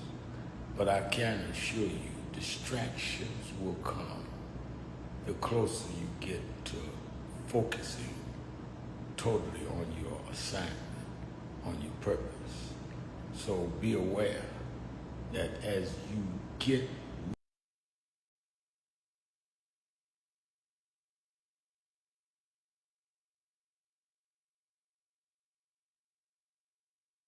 keeping it real, keeping it real. I am your host, keeping it real. Reverend Al Sharpton. Antoine Seawright is our co-host. Let me go back to the phones, but let me first ask you, Antoine. The president has announced he's meeting with Vladimir Putin of Russia in Alaska on Friday. It's still up in the air whether or not Zelensky, president of Ukraine, is going to be invited or present or somewhere in not necessarily the same room but around. It seems that Trump has taken several positions that are contradictory. At first, he was all the way pro-Ukraine. Then he was like, we need to be prepared to swap some land. Then he was criticizing Putin. Then he's meeting with Putin. And how is this kind of inconsistency, how does it strike you, and what does it matter to us? Why is this important to us here in our community? Thing we do, and I've said this before in our conversation, Reb, the war in Ukraine is about Putin's power grab exercise in the West. And if Putin can take over Ukraine, then there's no stopping him from taking over other nations and other countries. But as it relates to the meeting, it can't be more unserious than it has been broadcast. How are you going to have some sort of agreement or work towards an agreement to end the conflict that was supposed to end on day one without including the president or the leader of Ukraine? That shows you how unserious he is about the scenario, and all of this is just window dressing or political pump faking. And I wanted to make the point on the program Saturday, Reb, is a simple fact that we've seen interactions with Vladimir Putin and Donald Trump before, and we know how they've gone. He's even sided with Putin against the best interests of the United States of America when Putin blatantly interfered in our elections, and Trump seemed to have sided with Putin. And so his continued cuddling and playing political footsie with Putin, I think we'll see more of that on display. But don't look for a resolve, but he's simply checking the box to move a timeline, because we know Donald Trump is weak on many things, but in particular weak on foreign policy as it relates to Russia and its thug leader, Vladimir Putin. Let's go to Miss Jones in Philadelphia, WURD. Miss Jones, you're keeping it real with Sharpton and Seawright. Thank you, Reverend. Thank you, Reverend, for taking my call. And Mr. Seawright, always enjoy the two of you. And I must give a quick shout out to my girlfriend Pam. And oh yeah. I just love when she's on. Whatever I'm doing, I just have to stop and listen. But also, I am calling because, first of all, we love Pam. The twice impeached, 4 times indicted, 34 criminal charges, convicted felon, is creating all of this chaos, because that's what happens when you're not qualified for the position that you stole from the American people when it should have gone to Vice President Harris. I strongly believe that, but unfortunately, we are where we are now.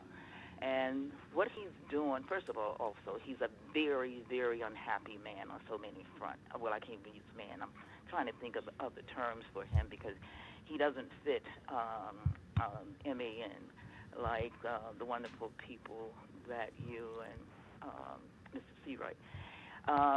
He is just very unhappy on so many fronts. I understand there are some family problems. The family really should intervene because I think he's lost it. And number two, the polls are not going in their direction, and that's why they're trying to do all of this redrawing of the maps and all of that. It's just unthinkable. He's going to beat up on the American people. He's going to fire all of these federal employees and career people, and then going to turn around and want them to vote for him. I mean, the craziness of that by trying to redraw the map and all of that crazy stuff. It's an abusive relationship, and he knows that, along with the Republican Party. I'm going to be all over the place quickly.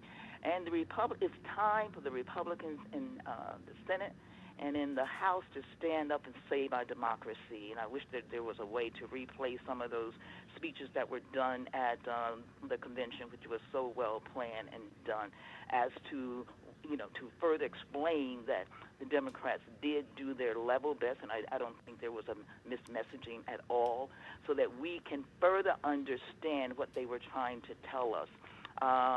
So again, there's so many reasons why this man is unhappy. He wants to make us all unhappy, but we must not lose our joy, because he is the most unhappiest and the worst, so-called president ever, and he knows all of that. Seems like there should be a cry from the Supreme Court to stop this, but they love it because it's power. Alito was caught on the mic, didn't even realize he was being recorded, saying that there should be one party has to rule, and it is just really D.C. He's only doing that to appease Musk, because that little boy, he didn't even look like he was beaten.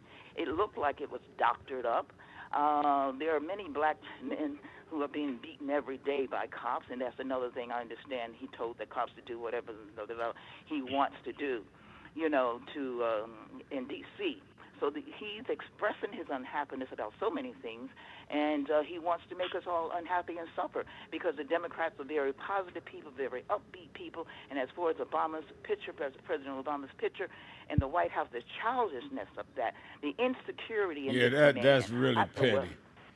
Yeah, it's petty, but that's what happens when we put someone unqualified in that position. And when we put they put unqualified cabinet members, they're doing everything he wants to be done. And when he doesn't understand his own job, he dips into other people's job. You understand your role, and you stay in your role, and you did a great job on National Network. I agree with you. Who should be afraid of this overweight man? The man is still, because I've been raised to be respectful. And I just think it's a cover-up. They just want the chaos, they meaning those Republicans in Washington. But the Republicans out here, I believe they have had enough of him. I know I have, but I'm not going to let him steal my joy. Thank you, Rev. I love you dearly. Take good care. I love you. Thank you for the word. Jay in Pennsylvania. Let's stay in Pennsylvania. Go ahead, Jay. Hey, good afternoon. Hope all is well. It's been a while since I talked to you, so I just was checking in. I don't know if you remember when we talked, I asked you, did you hear anything from some of the Hispanic and Palestinian leaders about meeting and going to Mar-a-Lago and getting their point across? What I haven't seen anything, but moving on, I wanted to ask you, I still haven't seen any kind of serious commercials, radio play, TV ads, internet, nothing with all these Hollywood backing. Nobody is putting up 10 cents to me to really go after these areas which they're targeting, like these middle of the road, these so-called meat and potato voters, if you turn them against him, you turn his whole thing. You turn it upside down. I don't understand why they won't fight fire with fire. Like flying out the city and out of Texas is one thing, but I don't see nobody really, like I heard Bernie Sanders said, too much Hollywood and too much like people with all this money in the Democratic Party with too many hands pulling strings. It has to be maybe 2 or 3 leaders, and they have to be vocal and fight fire with fire. All this, when they go high, we go low, and all this. It's like he's destroying the country as we see. And I grew up in seeing Reagan, and I thought Reagan was kind of bad. Reagan is like Clinton compared, to what Trump is doing. He's literally destroying people. He's not targeting none of the Europeans stay over with ICE, and I don't see nobody talking about that. All the Eastern Europeans, they are flooding the Northeast. There's not a place in the Northeast where you won't see Eastern Europeans from Russia and Estonia and Czechoslovakia and all these places. They're out and about. So nobody's putting that on the news and asking him, why aren't you going after them? You don't see them going after a lot of the Chinese immigrants and stuff that are off there. You see them targeting like Black and Hispanic neighborhoods, and I don't understand why they aren't forming a coalition instead of bickering with each other. The Black, immigrant Black population, Hispanics, and the Middle Eastern people, instead of bickering about who's more of an immigrant or less. They need to really band their powers together and put their money to people that's legal citizens and fight them. Like, he's just running wild. Like, he's just doing whatever he wants, and I don't see nobody pushing anything. And one more thing, the voting numbers are so low that I don't know why they're not pushing to tell these young people, the same people that get raped in all these other programs, if you don't vote, your child won't get milk, your child won't get formula. So instead of standing around the corner or going to the movies, you need to vote for your future, because you won't have a future if you don't vote. Let's take our break. I'll have Antoine respond when we get over on the other side of the break. Keeping it real, Sharpton. Be right back.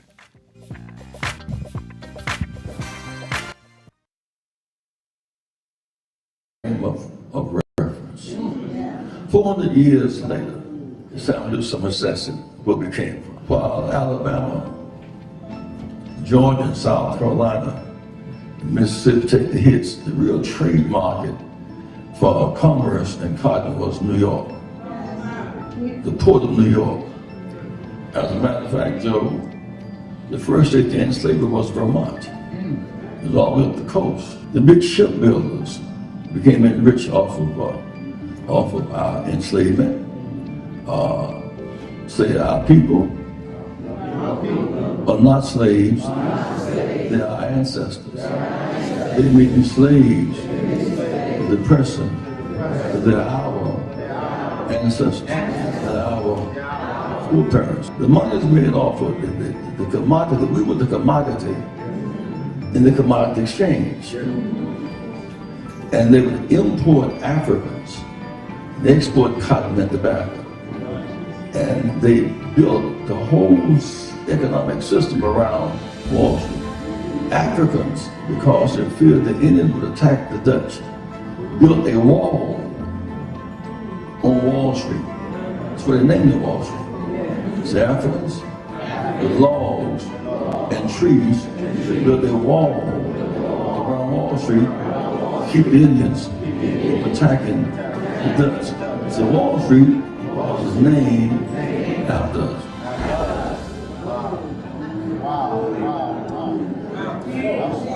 There's a burial ground on Wall Street, which we should all visit. Those are our foreparents. At some point, they moved us to the other end of Manhattan, which is Harlem. So we are on the same island as Manhattan. Manhattan, Harlem, Wall Street, on the same island. Harlem is right down the road from Wall Street. That's interesting that most of our leaders who all get different cases never quite got to march on Wall Street. That was Reverend Jesse Jackson speaking at National Action Network's House of Justice in 2020, saying that we'd ignored dramatizing, putting the spotlight on the economic inequalities, the economic issues of this country by never having marched on Wall Street en masse. Well, on August 28th, 5 years later, we're going to do just that. Because with this big, beautiful bill, which is a big, ugly bill that cuts Medicaid and SNAP, with the ending of diversity, equity, and inclusion programs and initiatives in the private sector, which gives blacks and others jobs, contracts for businesses, making sure we make the C-suite based on our merit and not excluded because we didn't have the family background in a given place, whether it be academic or business. The people that benefited from that are the ones on Wall Street that deal with the stock markets, that deal with the Dow Jones, that deal with making trade off of the decisions of those that supported the Trump initiatives in this area. So we are not this year going to Washington on the anniversary of the March on Washington. On the anniversary of the March on Washington, we're going to Wall Street. And Reverend Jackson, we're going to do what you said. Thousands of us are going to nonviolently but firmly come and say that the dream cannot be deferred by tax cuts for the rich and cutting those out that need food assistance, that need support with health care and other economic policies that have choked the middle class and the poor. August 28, 2025, go to www.nationalactionnetwork.net, get the details. Meet us 10 a.m. at the African Burial Ground and be ready to march. Buses are coming from all over the country. Go to that website or call 1-877-626-4651. No justice, no peace.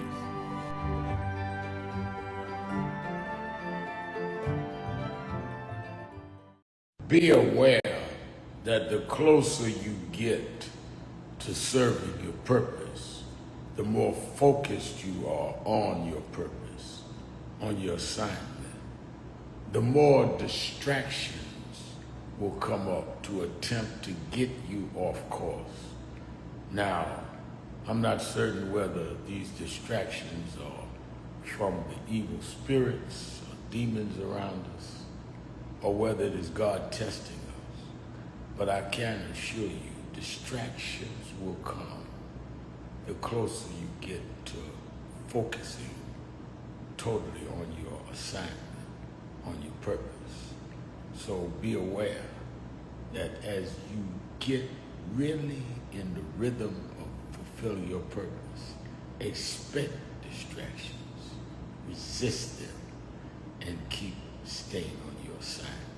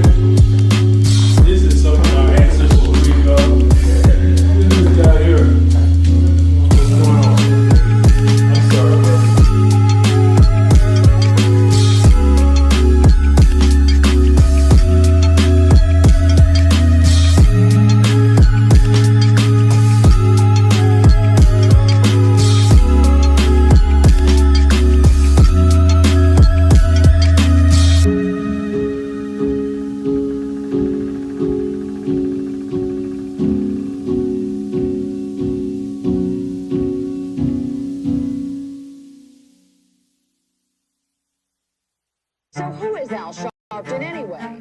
Who is this 33-year-old preacher without a church? A number of black New Yorkers as well. He is little more than a pudgy exhibitionist who can be counted on to show up, bullhorn in hand, at every racial incident.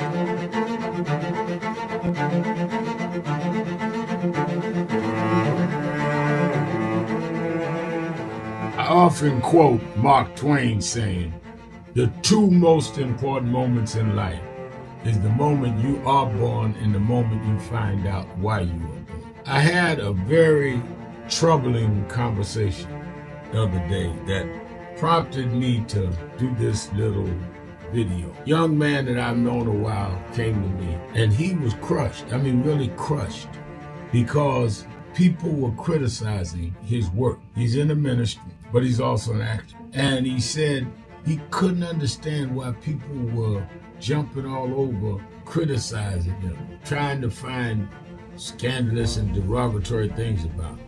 And I told him, I said, you know, you very young. You don't know the road I've traveled. They call me everything but a child of God. A blabbermouth, a loudmouth, too flamboyant, an agitator, a racist, I had to learn. Yeah, right. I was not defined by how others saw me. I was defined by how I saw myself and whether I was being true to myself. Some of you watching this don't like me. And it doesn't matter as long as I know what I'm doing. And I like me for being real.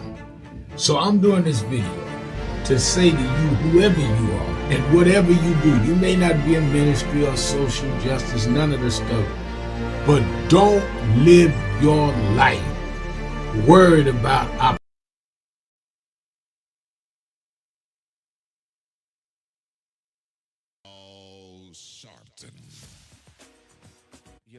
Keeping it real, keeping it real. I am your host, Reverend Al Sharpton. Antoine Seawright is our co-host. Antoine, the whole idea of how we ought to be appealing, I think the caller asked, to black men voters, and how we ought to be dealing with messaging. How do you respond to that? Well, I agree that we should treat every constituency as an investment, not an expense, particularly the most loyal voting bloc in the history of this country. That's the black vote, period. But I also don't want people to walk away with some foolery. 78% of black men voted for Kamala Harris. 92% of black women did. And so although we did not have 100 participation, we did outpace the narrative when it came to black men. But we also have to treat black men as a priority, the black vote as a priority. But we also have to win over other constituencies as well. And part of that, Rev, is with the messengers, as well as mechanisms. And we've got to find our groove with all three of them. And I think that starts with getting back to the basics of grassroots, trusted voices in the communities that matter. And I think we've gotten away from that. I think we put a large focus on the high touch, and the high tech, and we did not focus on the high touch. Do you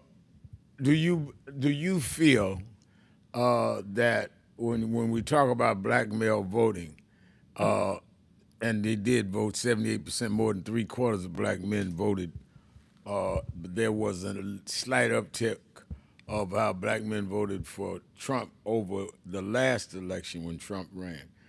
But my question is, to those slither of black men that voted for Trump, what has Trump done for black men since he won? We're going into the 7th month, and we've seen him do a plethora of things, from dealing with Ukraine to dealing with Gaza to dealing with every whim that he wanted. I've not seen him do anything but hurt black men. Black men on Medicaid certainly hurt. Black men that deal with SNAP are certainly hurt. Black men that got a lot of the student debt loans are certainly hurt. So, I mean, to me, in late October, early November last year, that might have been a relevant question. But to me, the question needs to be turned around now is, okay, you percentage of whatever it was of black men that voted for him, call us and tell us what he did. I mean, we asking last year's questions. I want this year's question. Tell me, what did he do for you, for us? Well, Rev, I certainly don't want to be tone deaf in this moment, and I certainly know that there's some who may be frustrated with the Democratic Party and the brand, and that's fine. Have your frustrations. I'm not going to ignore that.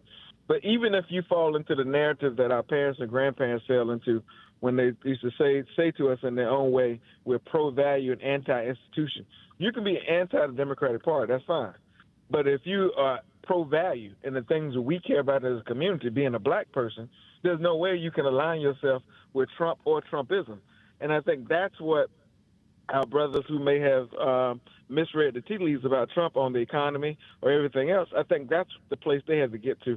I can understand your frustrations with the party. We haven't always gotten it right as an institution, but we're working at it. But I can't tell you a damn thing that Republicans have done for you. In fact, I don't think one brother or sister who may have voted for the Republican ticket, whether it's Donald Trump or down the ticket, can tell you one thing from a campaign or a policy perspective that they promised they were going to do for you. And that's what I can't figure out, and maybe it's not made for us to understand, but they wasn't like they even pump fake and saying they were going to do it for you. They didn't come up with one plan. Never did, and I think that's my point, and I think that those that are bold enough to raise the questions last year need to have to answer the question this year. Like James Thomas is writing on the message page, the Trump swagger didn't work. Well, it didn't work for us. Darian Miller is saying, James Miller, I'm sorry, Darius Miller says, not a damn thing. And that's correct. I mean, and I think, we got to put our big boys' pants on, black men. And if you can sell all kind of allegations and wolf tickets and criticism at the Democrats, and you have the right to do it, and in some cases you are right to do it, you got to take those same arrows back. Antoine being a little nicer than me, saying he understands your criticisms of Democratic Party. Yeah, and I understand that if you also going to have critical analysis of Trump. I don't understand it if you only are looking at the Democratic Party and you supported Trump. I don't understand that. And I ain't giving you a pass on that. And I think that because I sat here 5 days a week and Sunday 6 days a week and heard callers, some, admittedly, a small minority, but some men calling up there, Democrats ain't done nothing, I'm going with Trump, at least we get something. Well, what did you get? And I didn't even bring up DEI, which killed a lot of our contracts and a lot of our jobs. So I think accountability goes both ways. And you got to be accountable for what you say and do, just like those of us that are more visible are. Let's go to Michael in Georgia, WAOK. Michael. We lost Michael. All right, let me go to Raj then in Cleveland, Ohio. We lost Michael. Raj. Hey, how you doing, Rev? I'm doing taking well. My car. All right, thanks for taking my car. C-Wright, he connected a dot for people that may not thought about it or realized it. But when he said Putin wanted to, and it's true, he wants to take over Ukraine so that he could continue his quest to take over the world further at large. And that's the same thing Hitler was trying to do. And that's why I say this is a continuation of what Hitler was doing. And Trump is with Putin, of course, and he always been with Putin. And he's German. His bloodline is German. So he's their perfect agent. That's why he's been operating as a double agent for the past 10 years.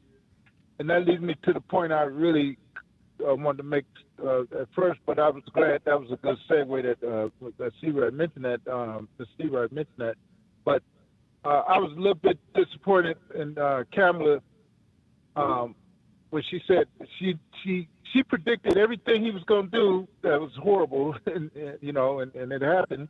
And okay, now she just said she didn't quite foresee that the rest of the Republicans, especially in Congress, and even some of the judges and stuff, especially at the Supreme Court, would capitulate to Trump.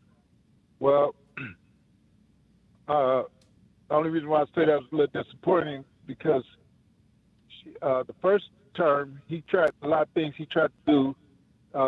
The Republicans stopped him because they had some of the older establishment conservatives or conservatives that wasn't MAGA, and he came in on this one in this term to put in puppets to replace the ones who was trying to stop him. So, I kind of anticipated them to capitulate more than not. So, but that goes to what I was saying about moderates. It's not just her. It's coming from that moderate base. Let's say maybe the corporate establishment Democrats. They didn't want to think of Trump or have Democrats speak about Trump in terms of extremes, and they kept. It was like it was coming out of the sentiments of denialism, and that's what led it up to his extreme policies. Because people kept saying, "Well, I don't think he's going to do that. He's not serious. He's not going to do this and that," and he's pushing to do everything that he's fantasizing about. And yeah, but I think that's a cop out because we knew what he was going to do. He had been president for 4 years. What would make people think that he was not going to do the extreme things he was doing? I said that every day. Here's a man that told us to take bleach when people were dying of COVID. I mean, you can't get no more extreme than that. If you didn't think he meant it, it's because you didn't want to think it, because you had 4 years of knowing he'd do exactly that. He never opened his mouth when George Floyd got killed. When there were some violence, he said when the looting starts, the shooting starts over George Floyd, Breonna Taylor, Ahmaud Arbery, all that happened while he was president. So if people didn't believe what he was going to do, it's because they didn't want to believe it. He showed you what he was going to do as president. Let's take a break. Thank you for your call. 1-877-532-5797.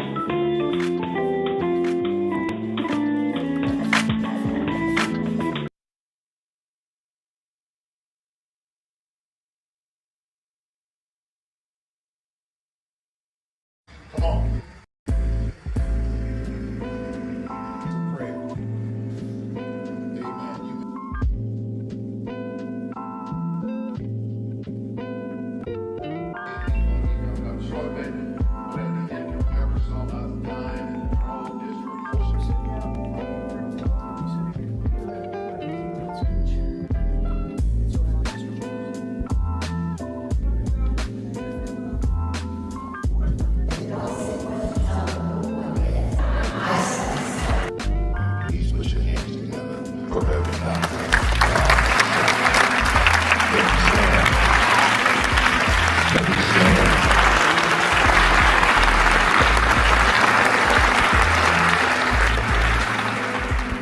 We've reduced a lot of our ministry to entertainment. Or who can hoop the loudest, who could run around the pulpit more, or who got the dresses fancy, and don't deal with the ministry. Jesus healed more people than he preached to. Because there is in the healing your message. They followed Jesus because he healed a woman with the issue of blood. They followed Jesus because Jesus saw a blind man named Bartimaeus. A lot of us would have dismissed him because he was a broke, poor, homeless, a blind man. How you know he was broke, Reverend? Because they say he was begging. But he understood what he was doing because he heard that Jesus was passing by. And when Jesus got close enough, he said, Jesus, son of David, come see about me. They kept telling Jesus, let's go, look, we got a schedule, we got people to see. He said it again, Jesus, son of David, come see about me. And when he did it the third time, Jesus stopped and went and healed the blind man. Now, what I get out of that scripture, Bishop Daughtry, is that the blind man told Jesus, if you are who you say you are, you're going to stop and see me. And if you stop and see me, you will confirm who you are. But when we are pastoring and leading in communities with bad health, we cannot be the followers and representatives of Jesus and walk by people that are sick and we not be part of making them well.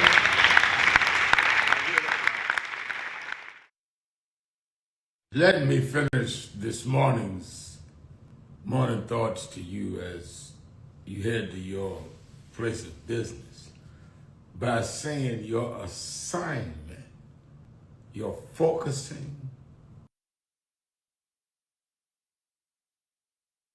attention, paying complete attention to your assignment is the most important thing you can do. And sometimes things can happen in the course of a day that throws you off. And don't get easily thrown off your rhythm. Sometimes what you and I think means we've been overlooked, maybe that we're being protected. God is taking us out of that so we're not in the wrong cattle call, in the wrong candidacy for something that has nothing to do with our assignment. Why is everybody over there and I'm over here? Because you may not belong over there with everybody else. It has nothing to do with your assignment. You're not being overlooked. You're being protected. You're being set aside. You're being hidden so you can do your assignment. And knowing that when something does cross your way that you ought to be dealing with, that you ought to be speaking to, dealing with, to keep your silence for validation. I read this passage. To keep your silence for validation. That we see things we ought to be addressing, we see things need to be done, and we know if we do it, it might cause some controversy, it might cause some discomfort in our family or in our place of business and our friendships. But to keep silent, to be validated by some family members or some co-workers or some social circle is to maybe not fulfill the purpose you were born to speak to in the first place. Oh, don't get me wrong, I don't address everything, I don't get in every discussion, every argument. But things that I know I was born to speak to, I speak to it no matter who is offended or uncomfortable or don't understand why I gotta open my mouth. I was born to open my mouth on some things and be silent on others.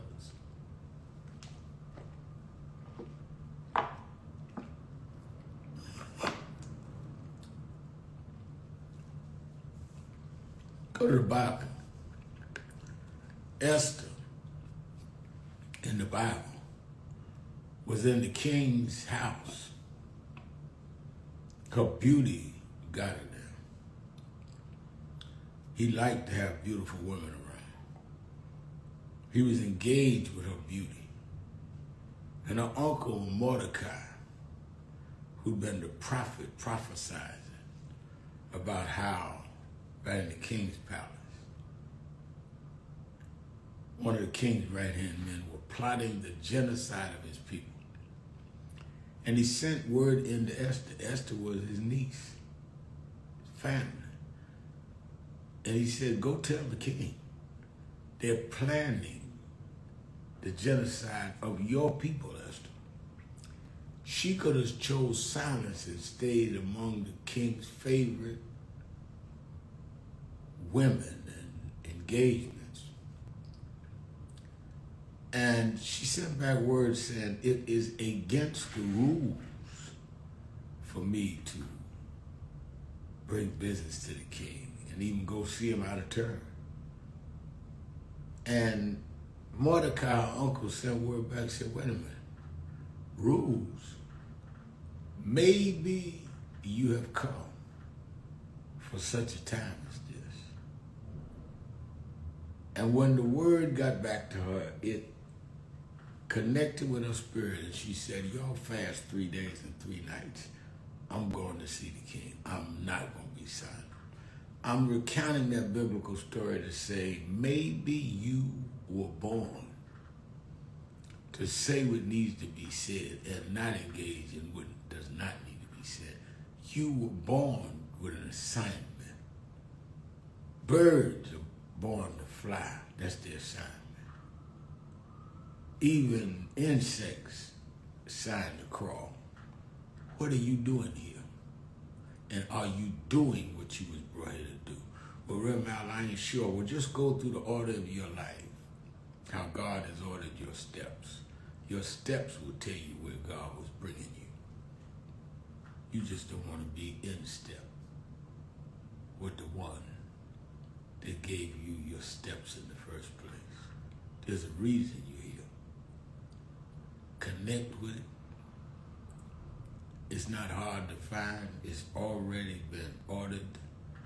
If you just hit your memory button and think of where your life and your talents and your mindset all align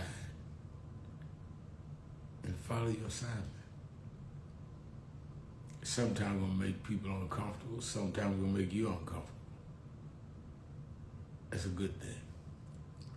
Don't be comfortable in being irrelevant and unfulfilled.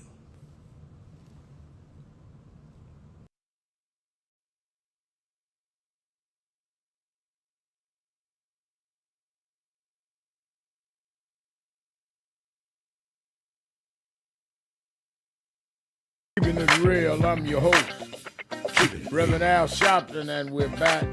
Antoine Seawright is our co-host. Let's go to Joe in Washington, D.C. Joe, you're keeping it real with Al Sharpton and Antoine Seawright. Hello, Mr. Sharpton. How you doing today? I'm doing well. Now, you know that Washington, D.C. is a political city, and the mayor is trying to do the best she can, okay? Remember now, they normally say that birds of the feather flock together. Wasn't Gates one of the first person that Trump nominated for his cabinet? Matt Gaetz, yes.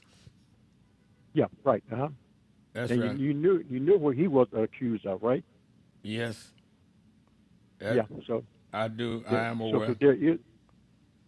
Yeah. So there is somewhat a connection there. Okay. But I really hate that stuff that's going on in Gaza at the present time.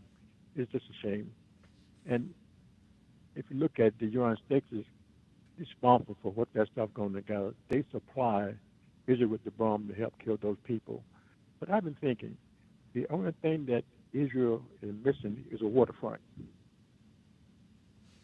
I'm thinking that Israel will soon get a navy. They get that waterfront, they can get themselves a navy, and they can be the most powerful country over there in the Middle East. God bless you, and take care. All right, thank you for your call. Let's go to to Todd in Ohio. Todd. Hey, Reverend Al Sharpton. Yes, sir. Antoine Seawright. So, you've heard me multiple times tell you that there's a few socioeconomic metro areas that I pay very close attention to, and Washington, D.C. is one of them. I watched the president's entire press conference today, and I felt strongly compelled to call in today because of that. The biggest crime problem in Washington, D.C. is theft. I'm with him in that he wants to declare a federal emergency referencing crime in Washington, D.C. However, the larger focus should be theft. That's the problem. That's the biggest problem that there is. I watched Pam Bundy, a toy tough guy, say crime ends today in Washington, D.C. She can't end crime in her own department yet.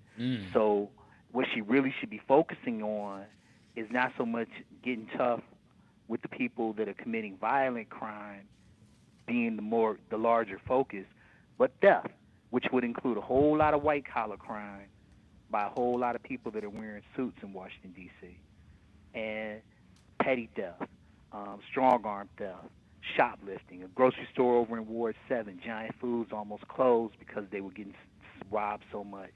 And the same thing over in Ward 6 where there was a Safeway right there on 14th and D. So I'm thinking, okay, you want to do this. You want to make the district the pristine place that you aspire for it to be.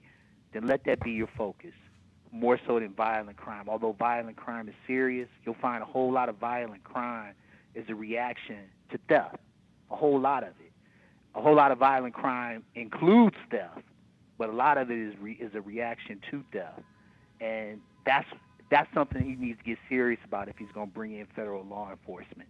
And there's two other things that are connected to what he was saying about wanting to clean up the district. If you want to bring in more federal dollars to clean up the district, don't just focus on law enforcement.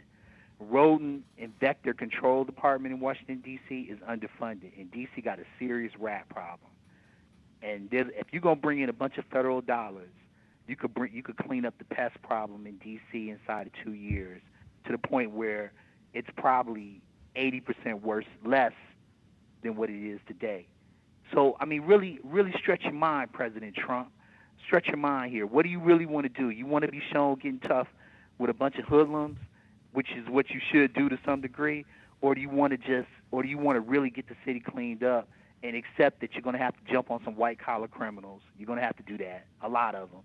You're going to have to deal with a lot of theft, thieving people that aren't going to really make the news that much. And in addition to that, instead of spending so much money on law enforcement, spend some money on pest control. And this last thing, which you hear so often from me, this is where the Department of Education can stretch its mind and do a really good job of improving the citizenry, improve the civics education in the school. When you build better citizens through the school system, you're going to build better adults who are not just in the school system anymore, but outside, staying inside the district and shopping and moving and living and working in the district. So those are the things I would like him to focus on if his true thoughts are to improve the quality of life in the district. Those are the things he should be focused on, especially the civics education, because he talked about a lot of younger people that were committing these crimes, which there are. There are a lot of them, but a lot of them before they even commit the crime have a weak appreciation for what it means to be a citizen in the District of Columbia. But they would learn that if they started civics education in the 3rd grade, 2 years municipal, 2 years county, 2 years state, and then 9th through 12th federal government civics education, including foreign countries that influence our foreign policy. No partisan teaching, none of that. No religious bias, none of that. Let's see what he's really about. Let's see him stretch the behavior of the Department of Education to help really improve the district.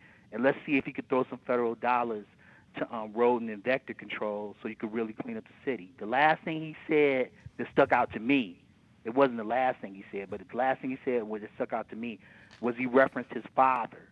And he talked about how his father said, if you go to a restaurant and you see a dirty front door, don't go into the restaurant and give them business because the restaurant's probably dirty.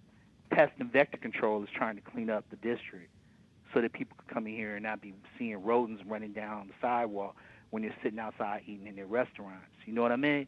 So that's where I think he should get up off of the sensationalism. That's where I think he should be putting his focus, and I wanted to make sure I got that on air. I might as well say it since I'm talking about the district on my way out, though. Give him 2 senators and give him a congressperson.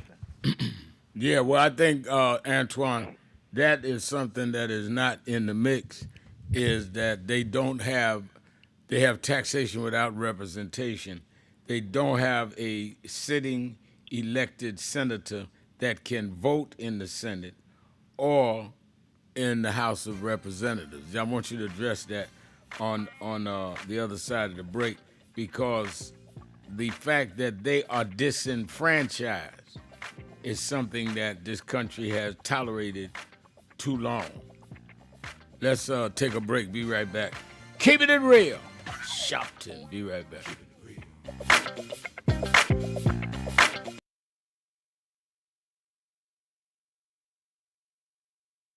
So who is Al Sharpton anyway?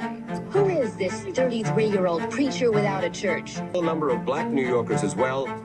He is little more than a pudgy exhibitionist who can be counted on to show up, bullhorn in hand, at every racial incident.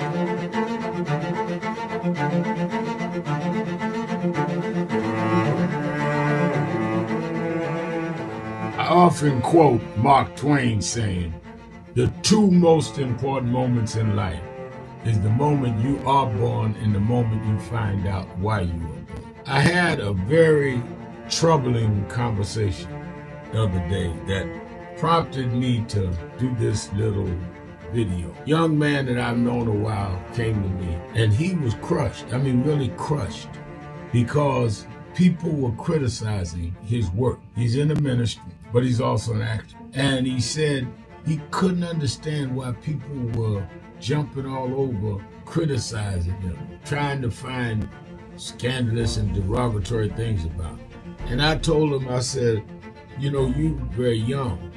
You don't know the road I've traveled. They call me everything but a child of God. A blabbermouth, a loudmouth, too flamboyant, an agitator, a racist, I a race had to baiter. learn. Yeah, right. I was not defined by how others saw me. I was defined by how I saw myself and whether I was being true to myself. Some of you watching this don't like me.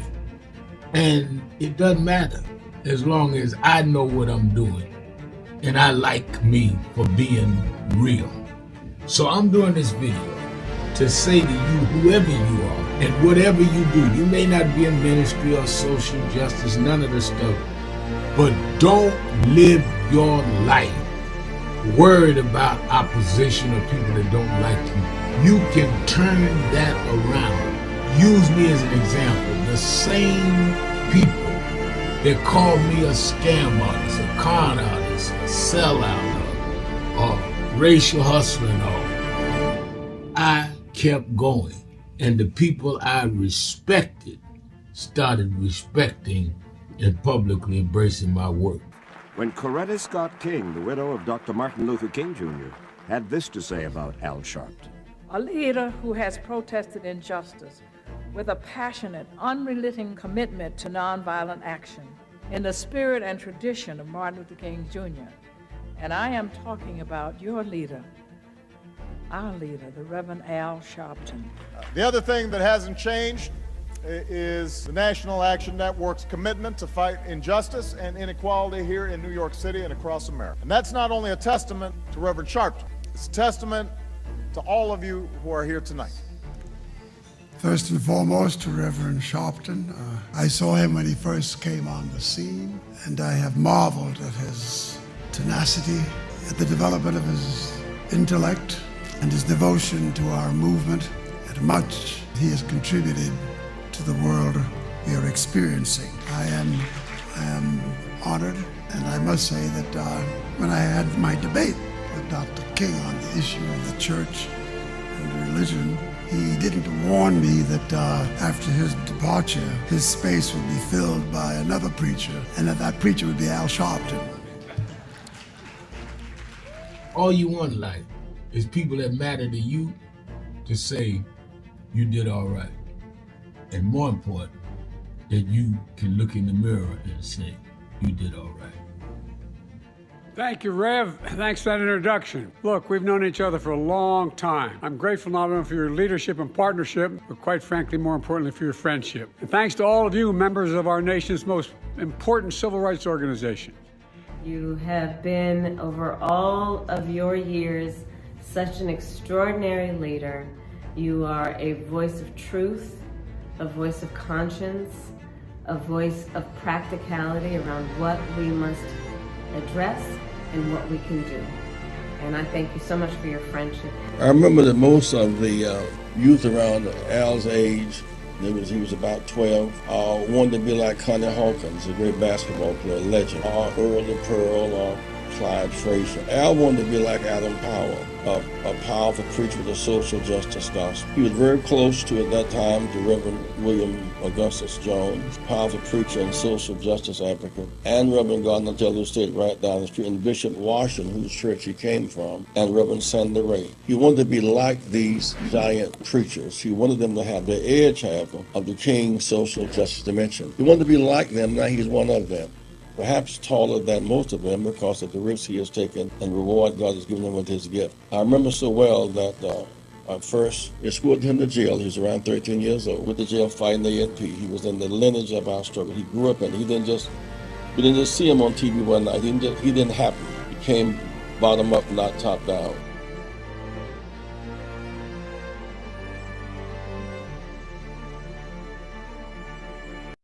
Good morning. I trust that you worked with me on our weekend assignment of thinking of at least 3 pivotal moments on our journeys that help define and refine where we were on our journey and who we have become and yet still becoming. As we get prepared today to start a new work week, let me admonish you to not just drift into the work, but be very conscious and deliberate into the work week that you and I have been blessed to now begin to see. Random anointings do not produce fruit. You were anointed. You were given a purpose to get things done under that anointing and in pursuit of fulfilling that purpose. Not just randomly say, I'm anointed. I'm a life of purpose with no work assigned to it. You must fulfill assignments. If you go to work today, your business, your job,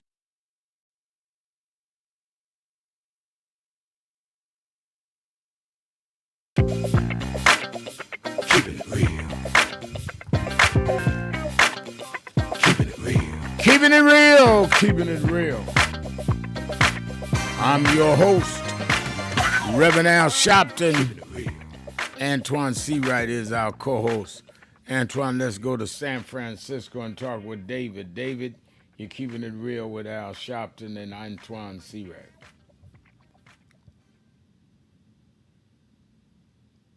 Is David there?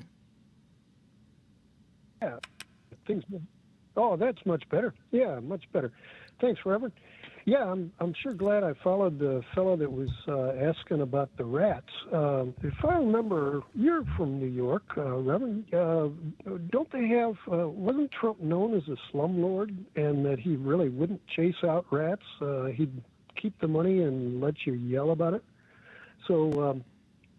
But the takeover of Washington D.C. that interests me is you remember how he set 1,000 FBI agents into the Epstein file to make sure that his name was redacted.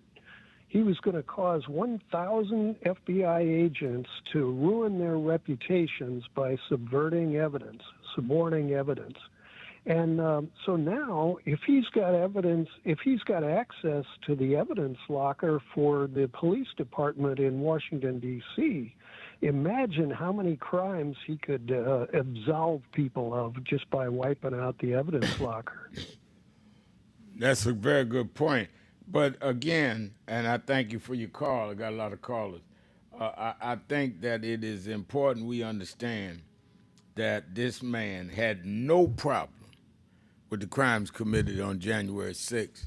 He didn't try to stop them when he sat in the White House watching them desecrate the Capitol, threaten members of Congress, beat up law enforcement people, and to add insult to injury, when he was reelected president, he pardoned most of them.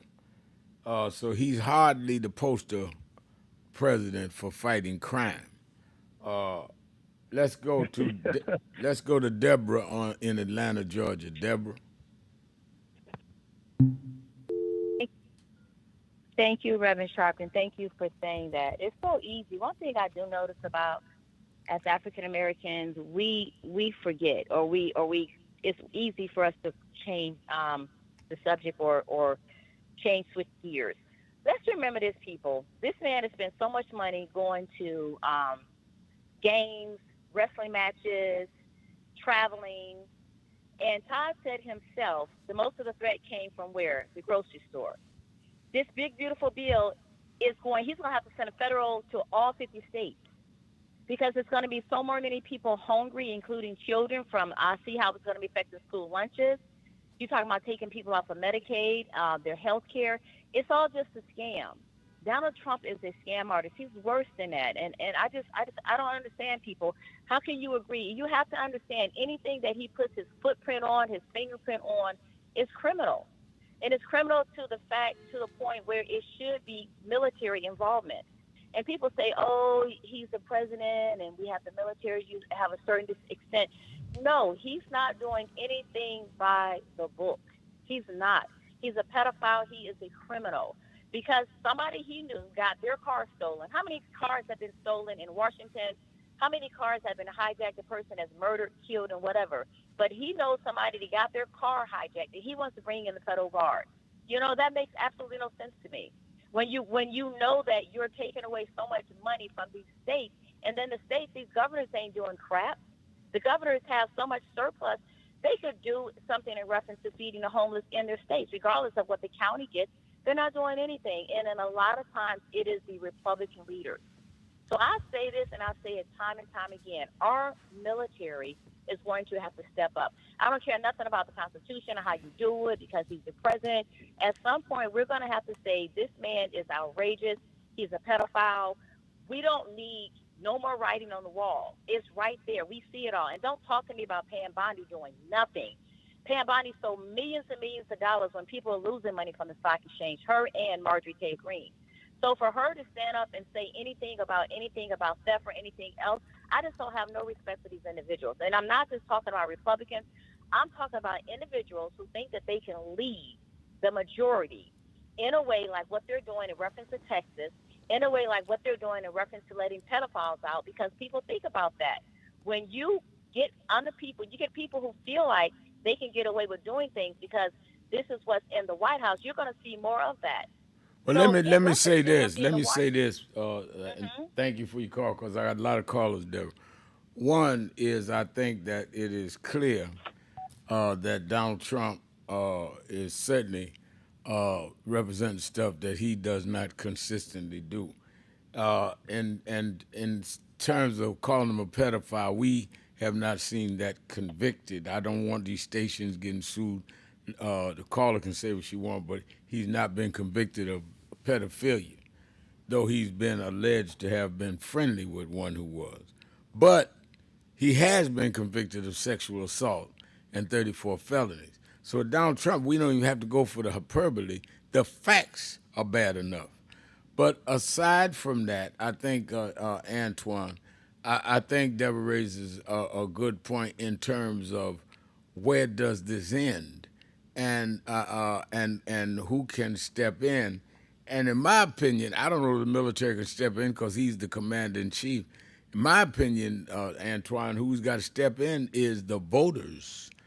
We've got to be ready to vote this year and next year, and we need to be able to mobilize, agitate like we're doing on the March on Wall Street. Because let me tell you, sometimes we like to talk about things out of reach so we're not responsible for in reach.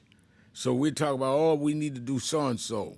We need to be on Mount Olympus when you can just walk up that hill on your corner.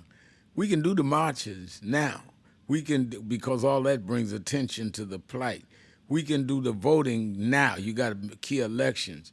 And I think that people say, well, I don't know what that's going to do. That's how he got there.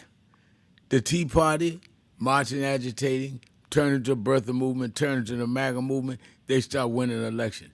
That's how he got there. So don't say it ain't going to work. It worked for him, and it worked when we did it with Obama. And it worked when we did it with Biden. I never will understand, Antoine, how people are afraid to beat somebody they already beat. We beat them in 2020. Antoine. And Red, we've beat racism, bigotry, and hate before in this country, but only when we've been organized and not too much focus on the agonizing. And let me just say, Red, as it relates to D.C., this D.C. takeover, because that's what I call it, this is just authoritarian behavior, and they previewed this in Project 2025, but they declared this in Project 2017. And I think we should be aware of that. Those 5 words, a republic, if we can keep it, ring loud and clear, because the people elected the mayor of D.C. in that council to govern that city. They don't have reflective representation in the Congress, so they don't have a vote. And Donald Trump has been the one cutting back federal funds that they need to provide an uptick in public safety and so forth. And so how are you going to criticize what an effort that you've taken away from? And I think that's why it's all window dressing. That's why it's all a pump fake. And it's ironic that he's doing this now in the middle of all these crises that he finds himself in. If crime was such a problem, then why didn't he do it at the beginning of the summer? Why didn't he do it before now? But he's doing it now because timing is everything, and he needs to juice up his MAGA base. Yeah. Milwaukee, let's go to Fred in Milwaukee. Fred? Good, how are you? Pretty good. Hey, just to reiterate with other people, one, I just want to say, yes, the thing with Washington, D.C. and the military, all he wants to do is see how much power he has controlling the military. He can care less about crime. He wants to see what military generals, colonels, captains are loyal to him so he can weed them out, so when he wants to deploy them for something in the Democratic states, he can do that. The other thing I wanted to comment on, and whenever you get a chance, because I know you're short for time, if the Democrats can break down so people have a clear understanding as far as when you talk about progressive Democrats, when you talk about moderate Democrats, and even conservative Democrats, how we're a mixture of everything where we're able to work together and work out some things, because everybody, if you ask somebody, they have a different idea what progressive means. You know, for some, it may be, hey, progressive as far as solar energy and changing things, global warming. And for others, they want to make it radical or something like that. The Democrats have to start defining their own definition, quit letting the Republicans do it. And then the last thing they should get on the Republicans, like, okay, when it comes to health care, you're cutting all this kind of stuff. Where's this big health plan y'all been promising ever since Obama took office? It hasn't came forth. So those are just some of the things, because I know you're short for time, but those are just my comments. And again, yeah, the military, he just wants to see who's loyal in the military so he can do this and declare emergency wherever he wants to without any backlash from the military. All right, thank you for your call. Let me try to get Ron in here from California. Ron? Listening, yes, sir. I've mentioned this before in my call, but what the president has done now, he has basically seeded a general consciousness that it is necessary to have complete control. And I would think that if he thought he could stop elections, stop Congress, stop the courts, it would be the easiest thing for him to do at a specific moment that he could demonstrate that there was cause. Declare martial law, and therefore there will be no election. So what's in this man's mind sounds like he's got a strategic plan all built up, and all these people are puffed up around him to be able to accomplish what they want, seeing that they've had victories. Where is it that people who will not be able to vote can make a change? I think that's an excellent point. And I think that is what we've got to work on, Antoine. Oh, I think it's what we got to work on. Rev, be clear, is that we have to be careful and ensure that we are going to have an election in 2026, or even, for that matter, 2025. And you've got to watch Trump, because part of this Washington, D.C. takeover, and most reasonable people's opinion, is a test case to see what he can get away with. If he can do this in Washington, what's going to limit him from trying to do it in Chicago or New York or any other place that has a black mayor? If you watch his press conference today, you notice the cities and the names he called out. He called out the mayor of Chicago, said he's doing a horrible job. He is intentionally picking on black mayors in cities with predominantly black populations in order to test drive or test case his old government overreach and authoritarian behavior. And that's where I think the courts, and that's where I think reasonable people have to step up and hold him accountable, because crime is happening in white cities too. Crime is happening in places that have white mayors too, in Republican states. And I think we have to highlight those facts to make sure we address the narrative. All right.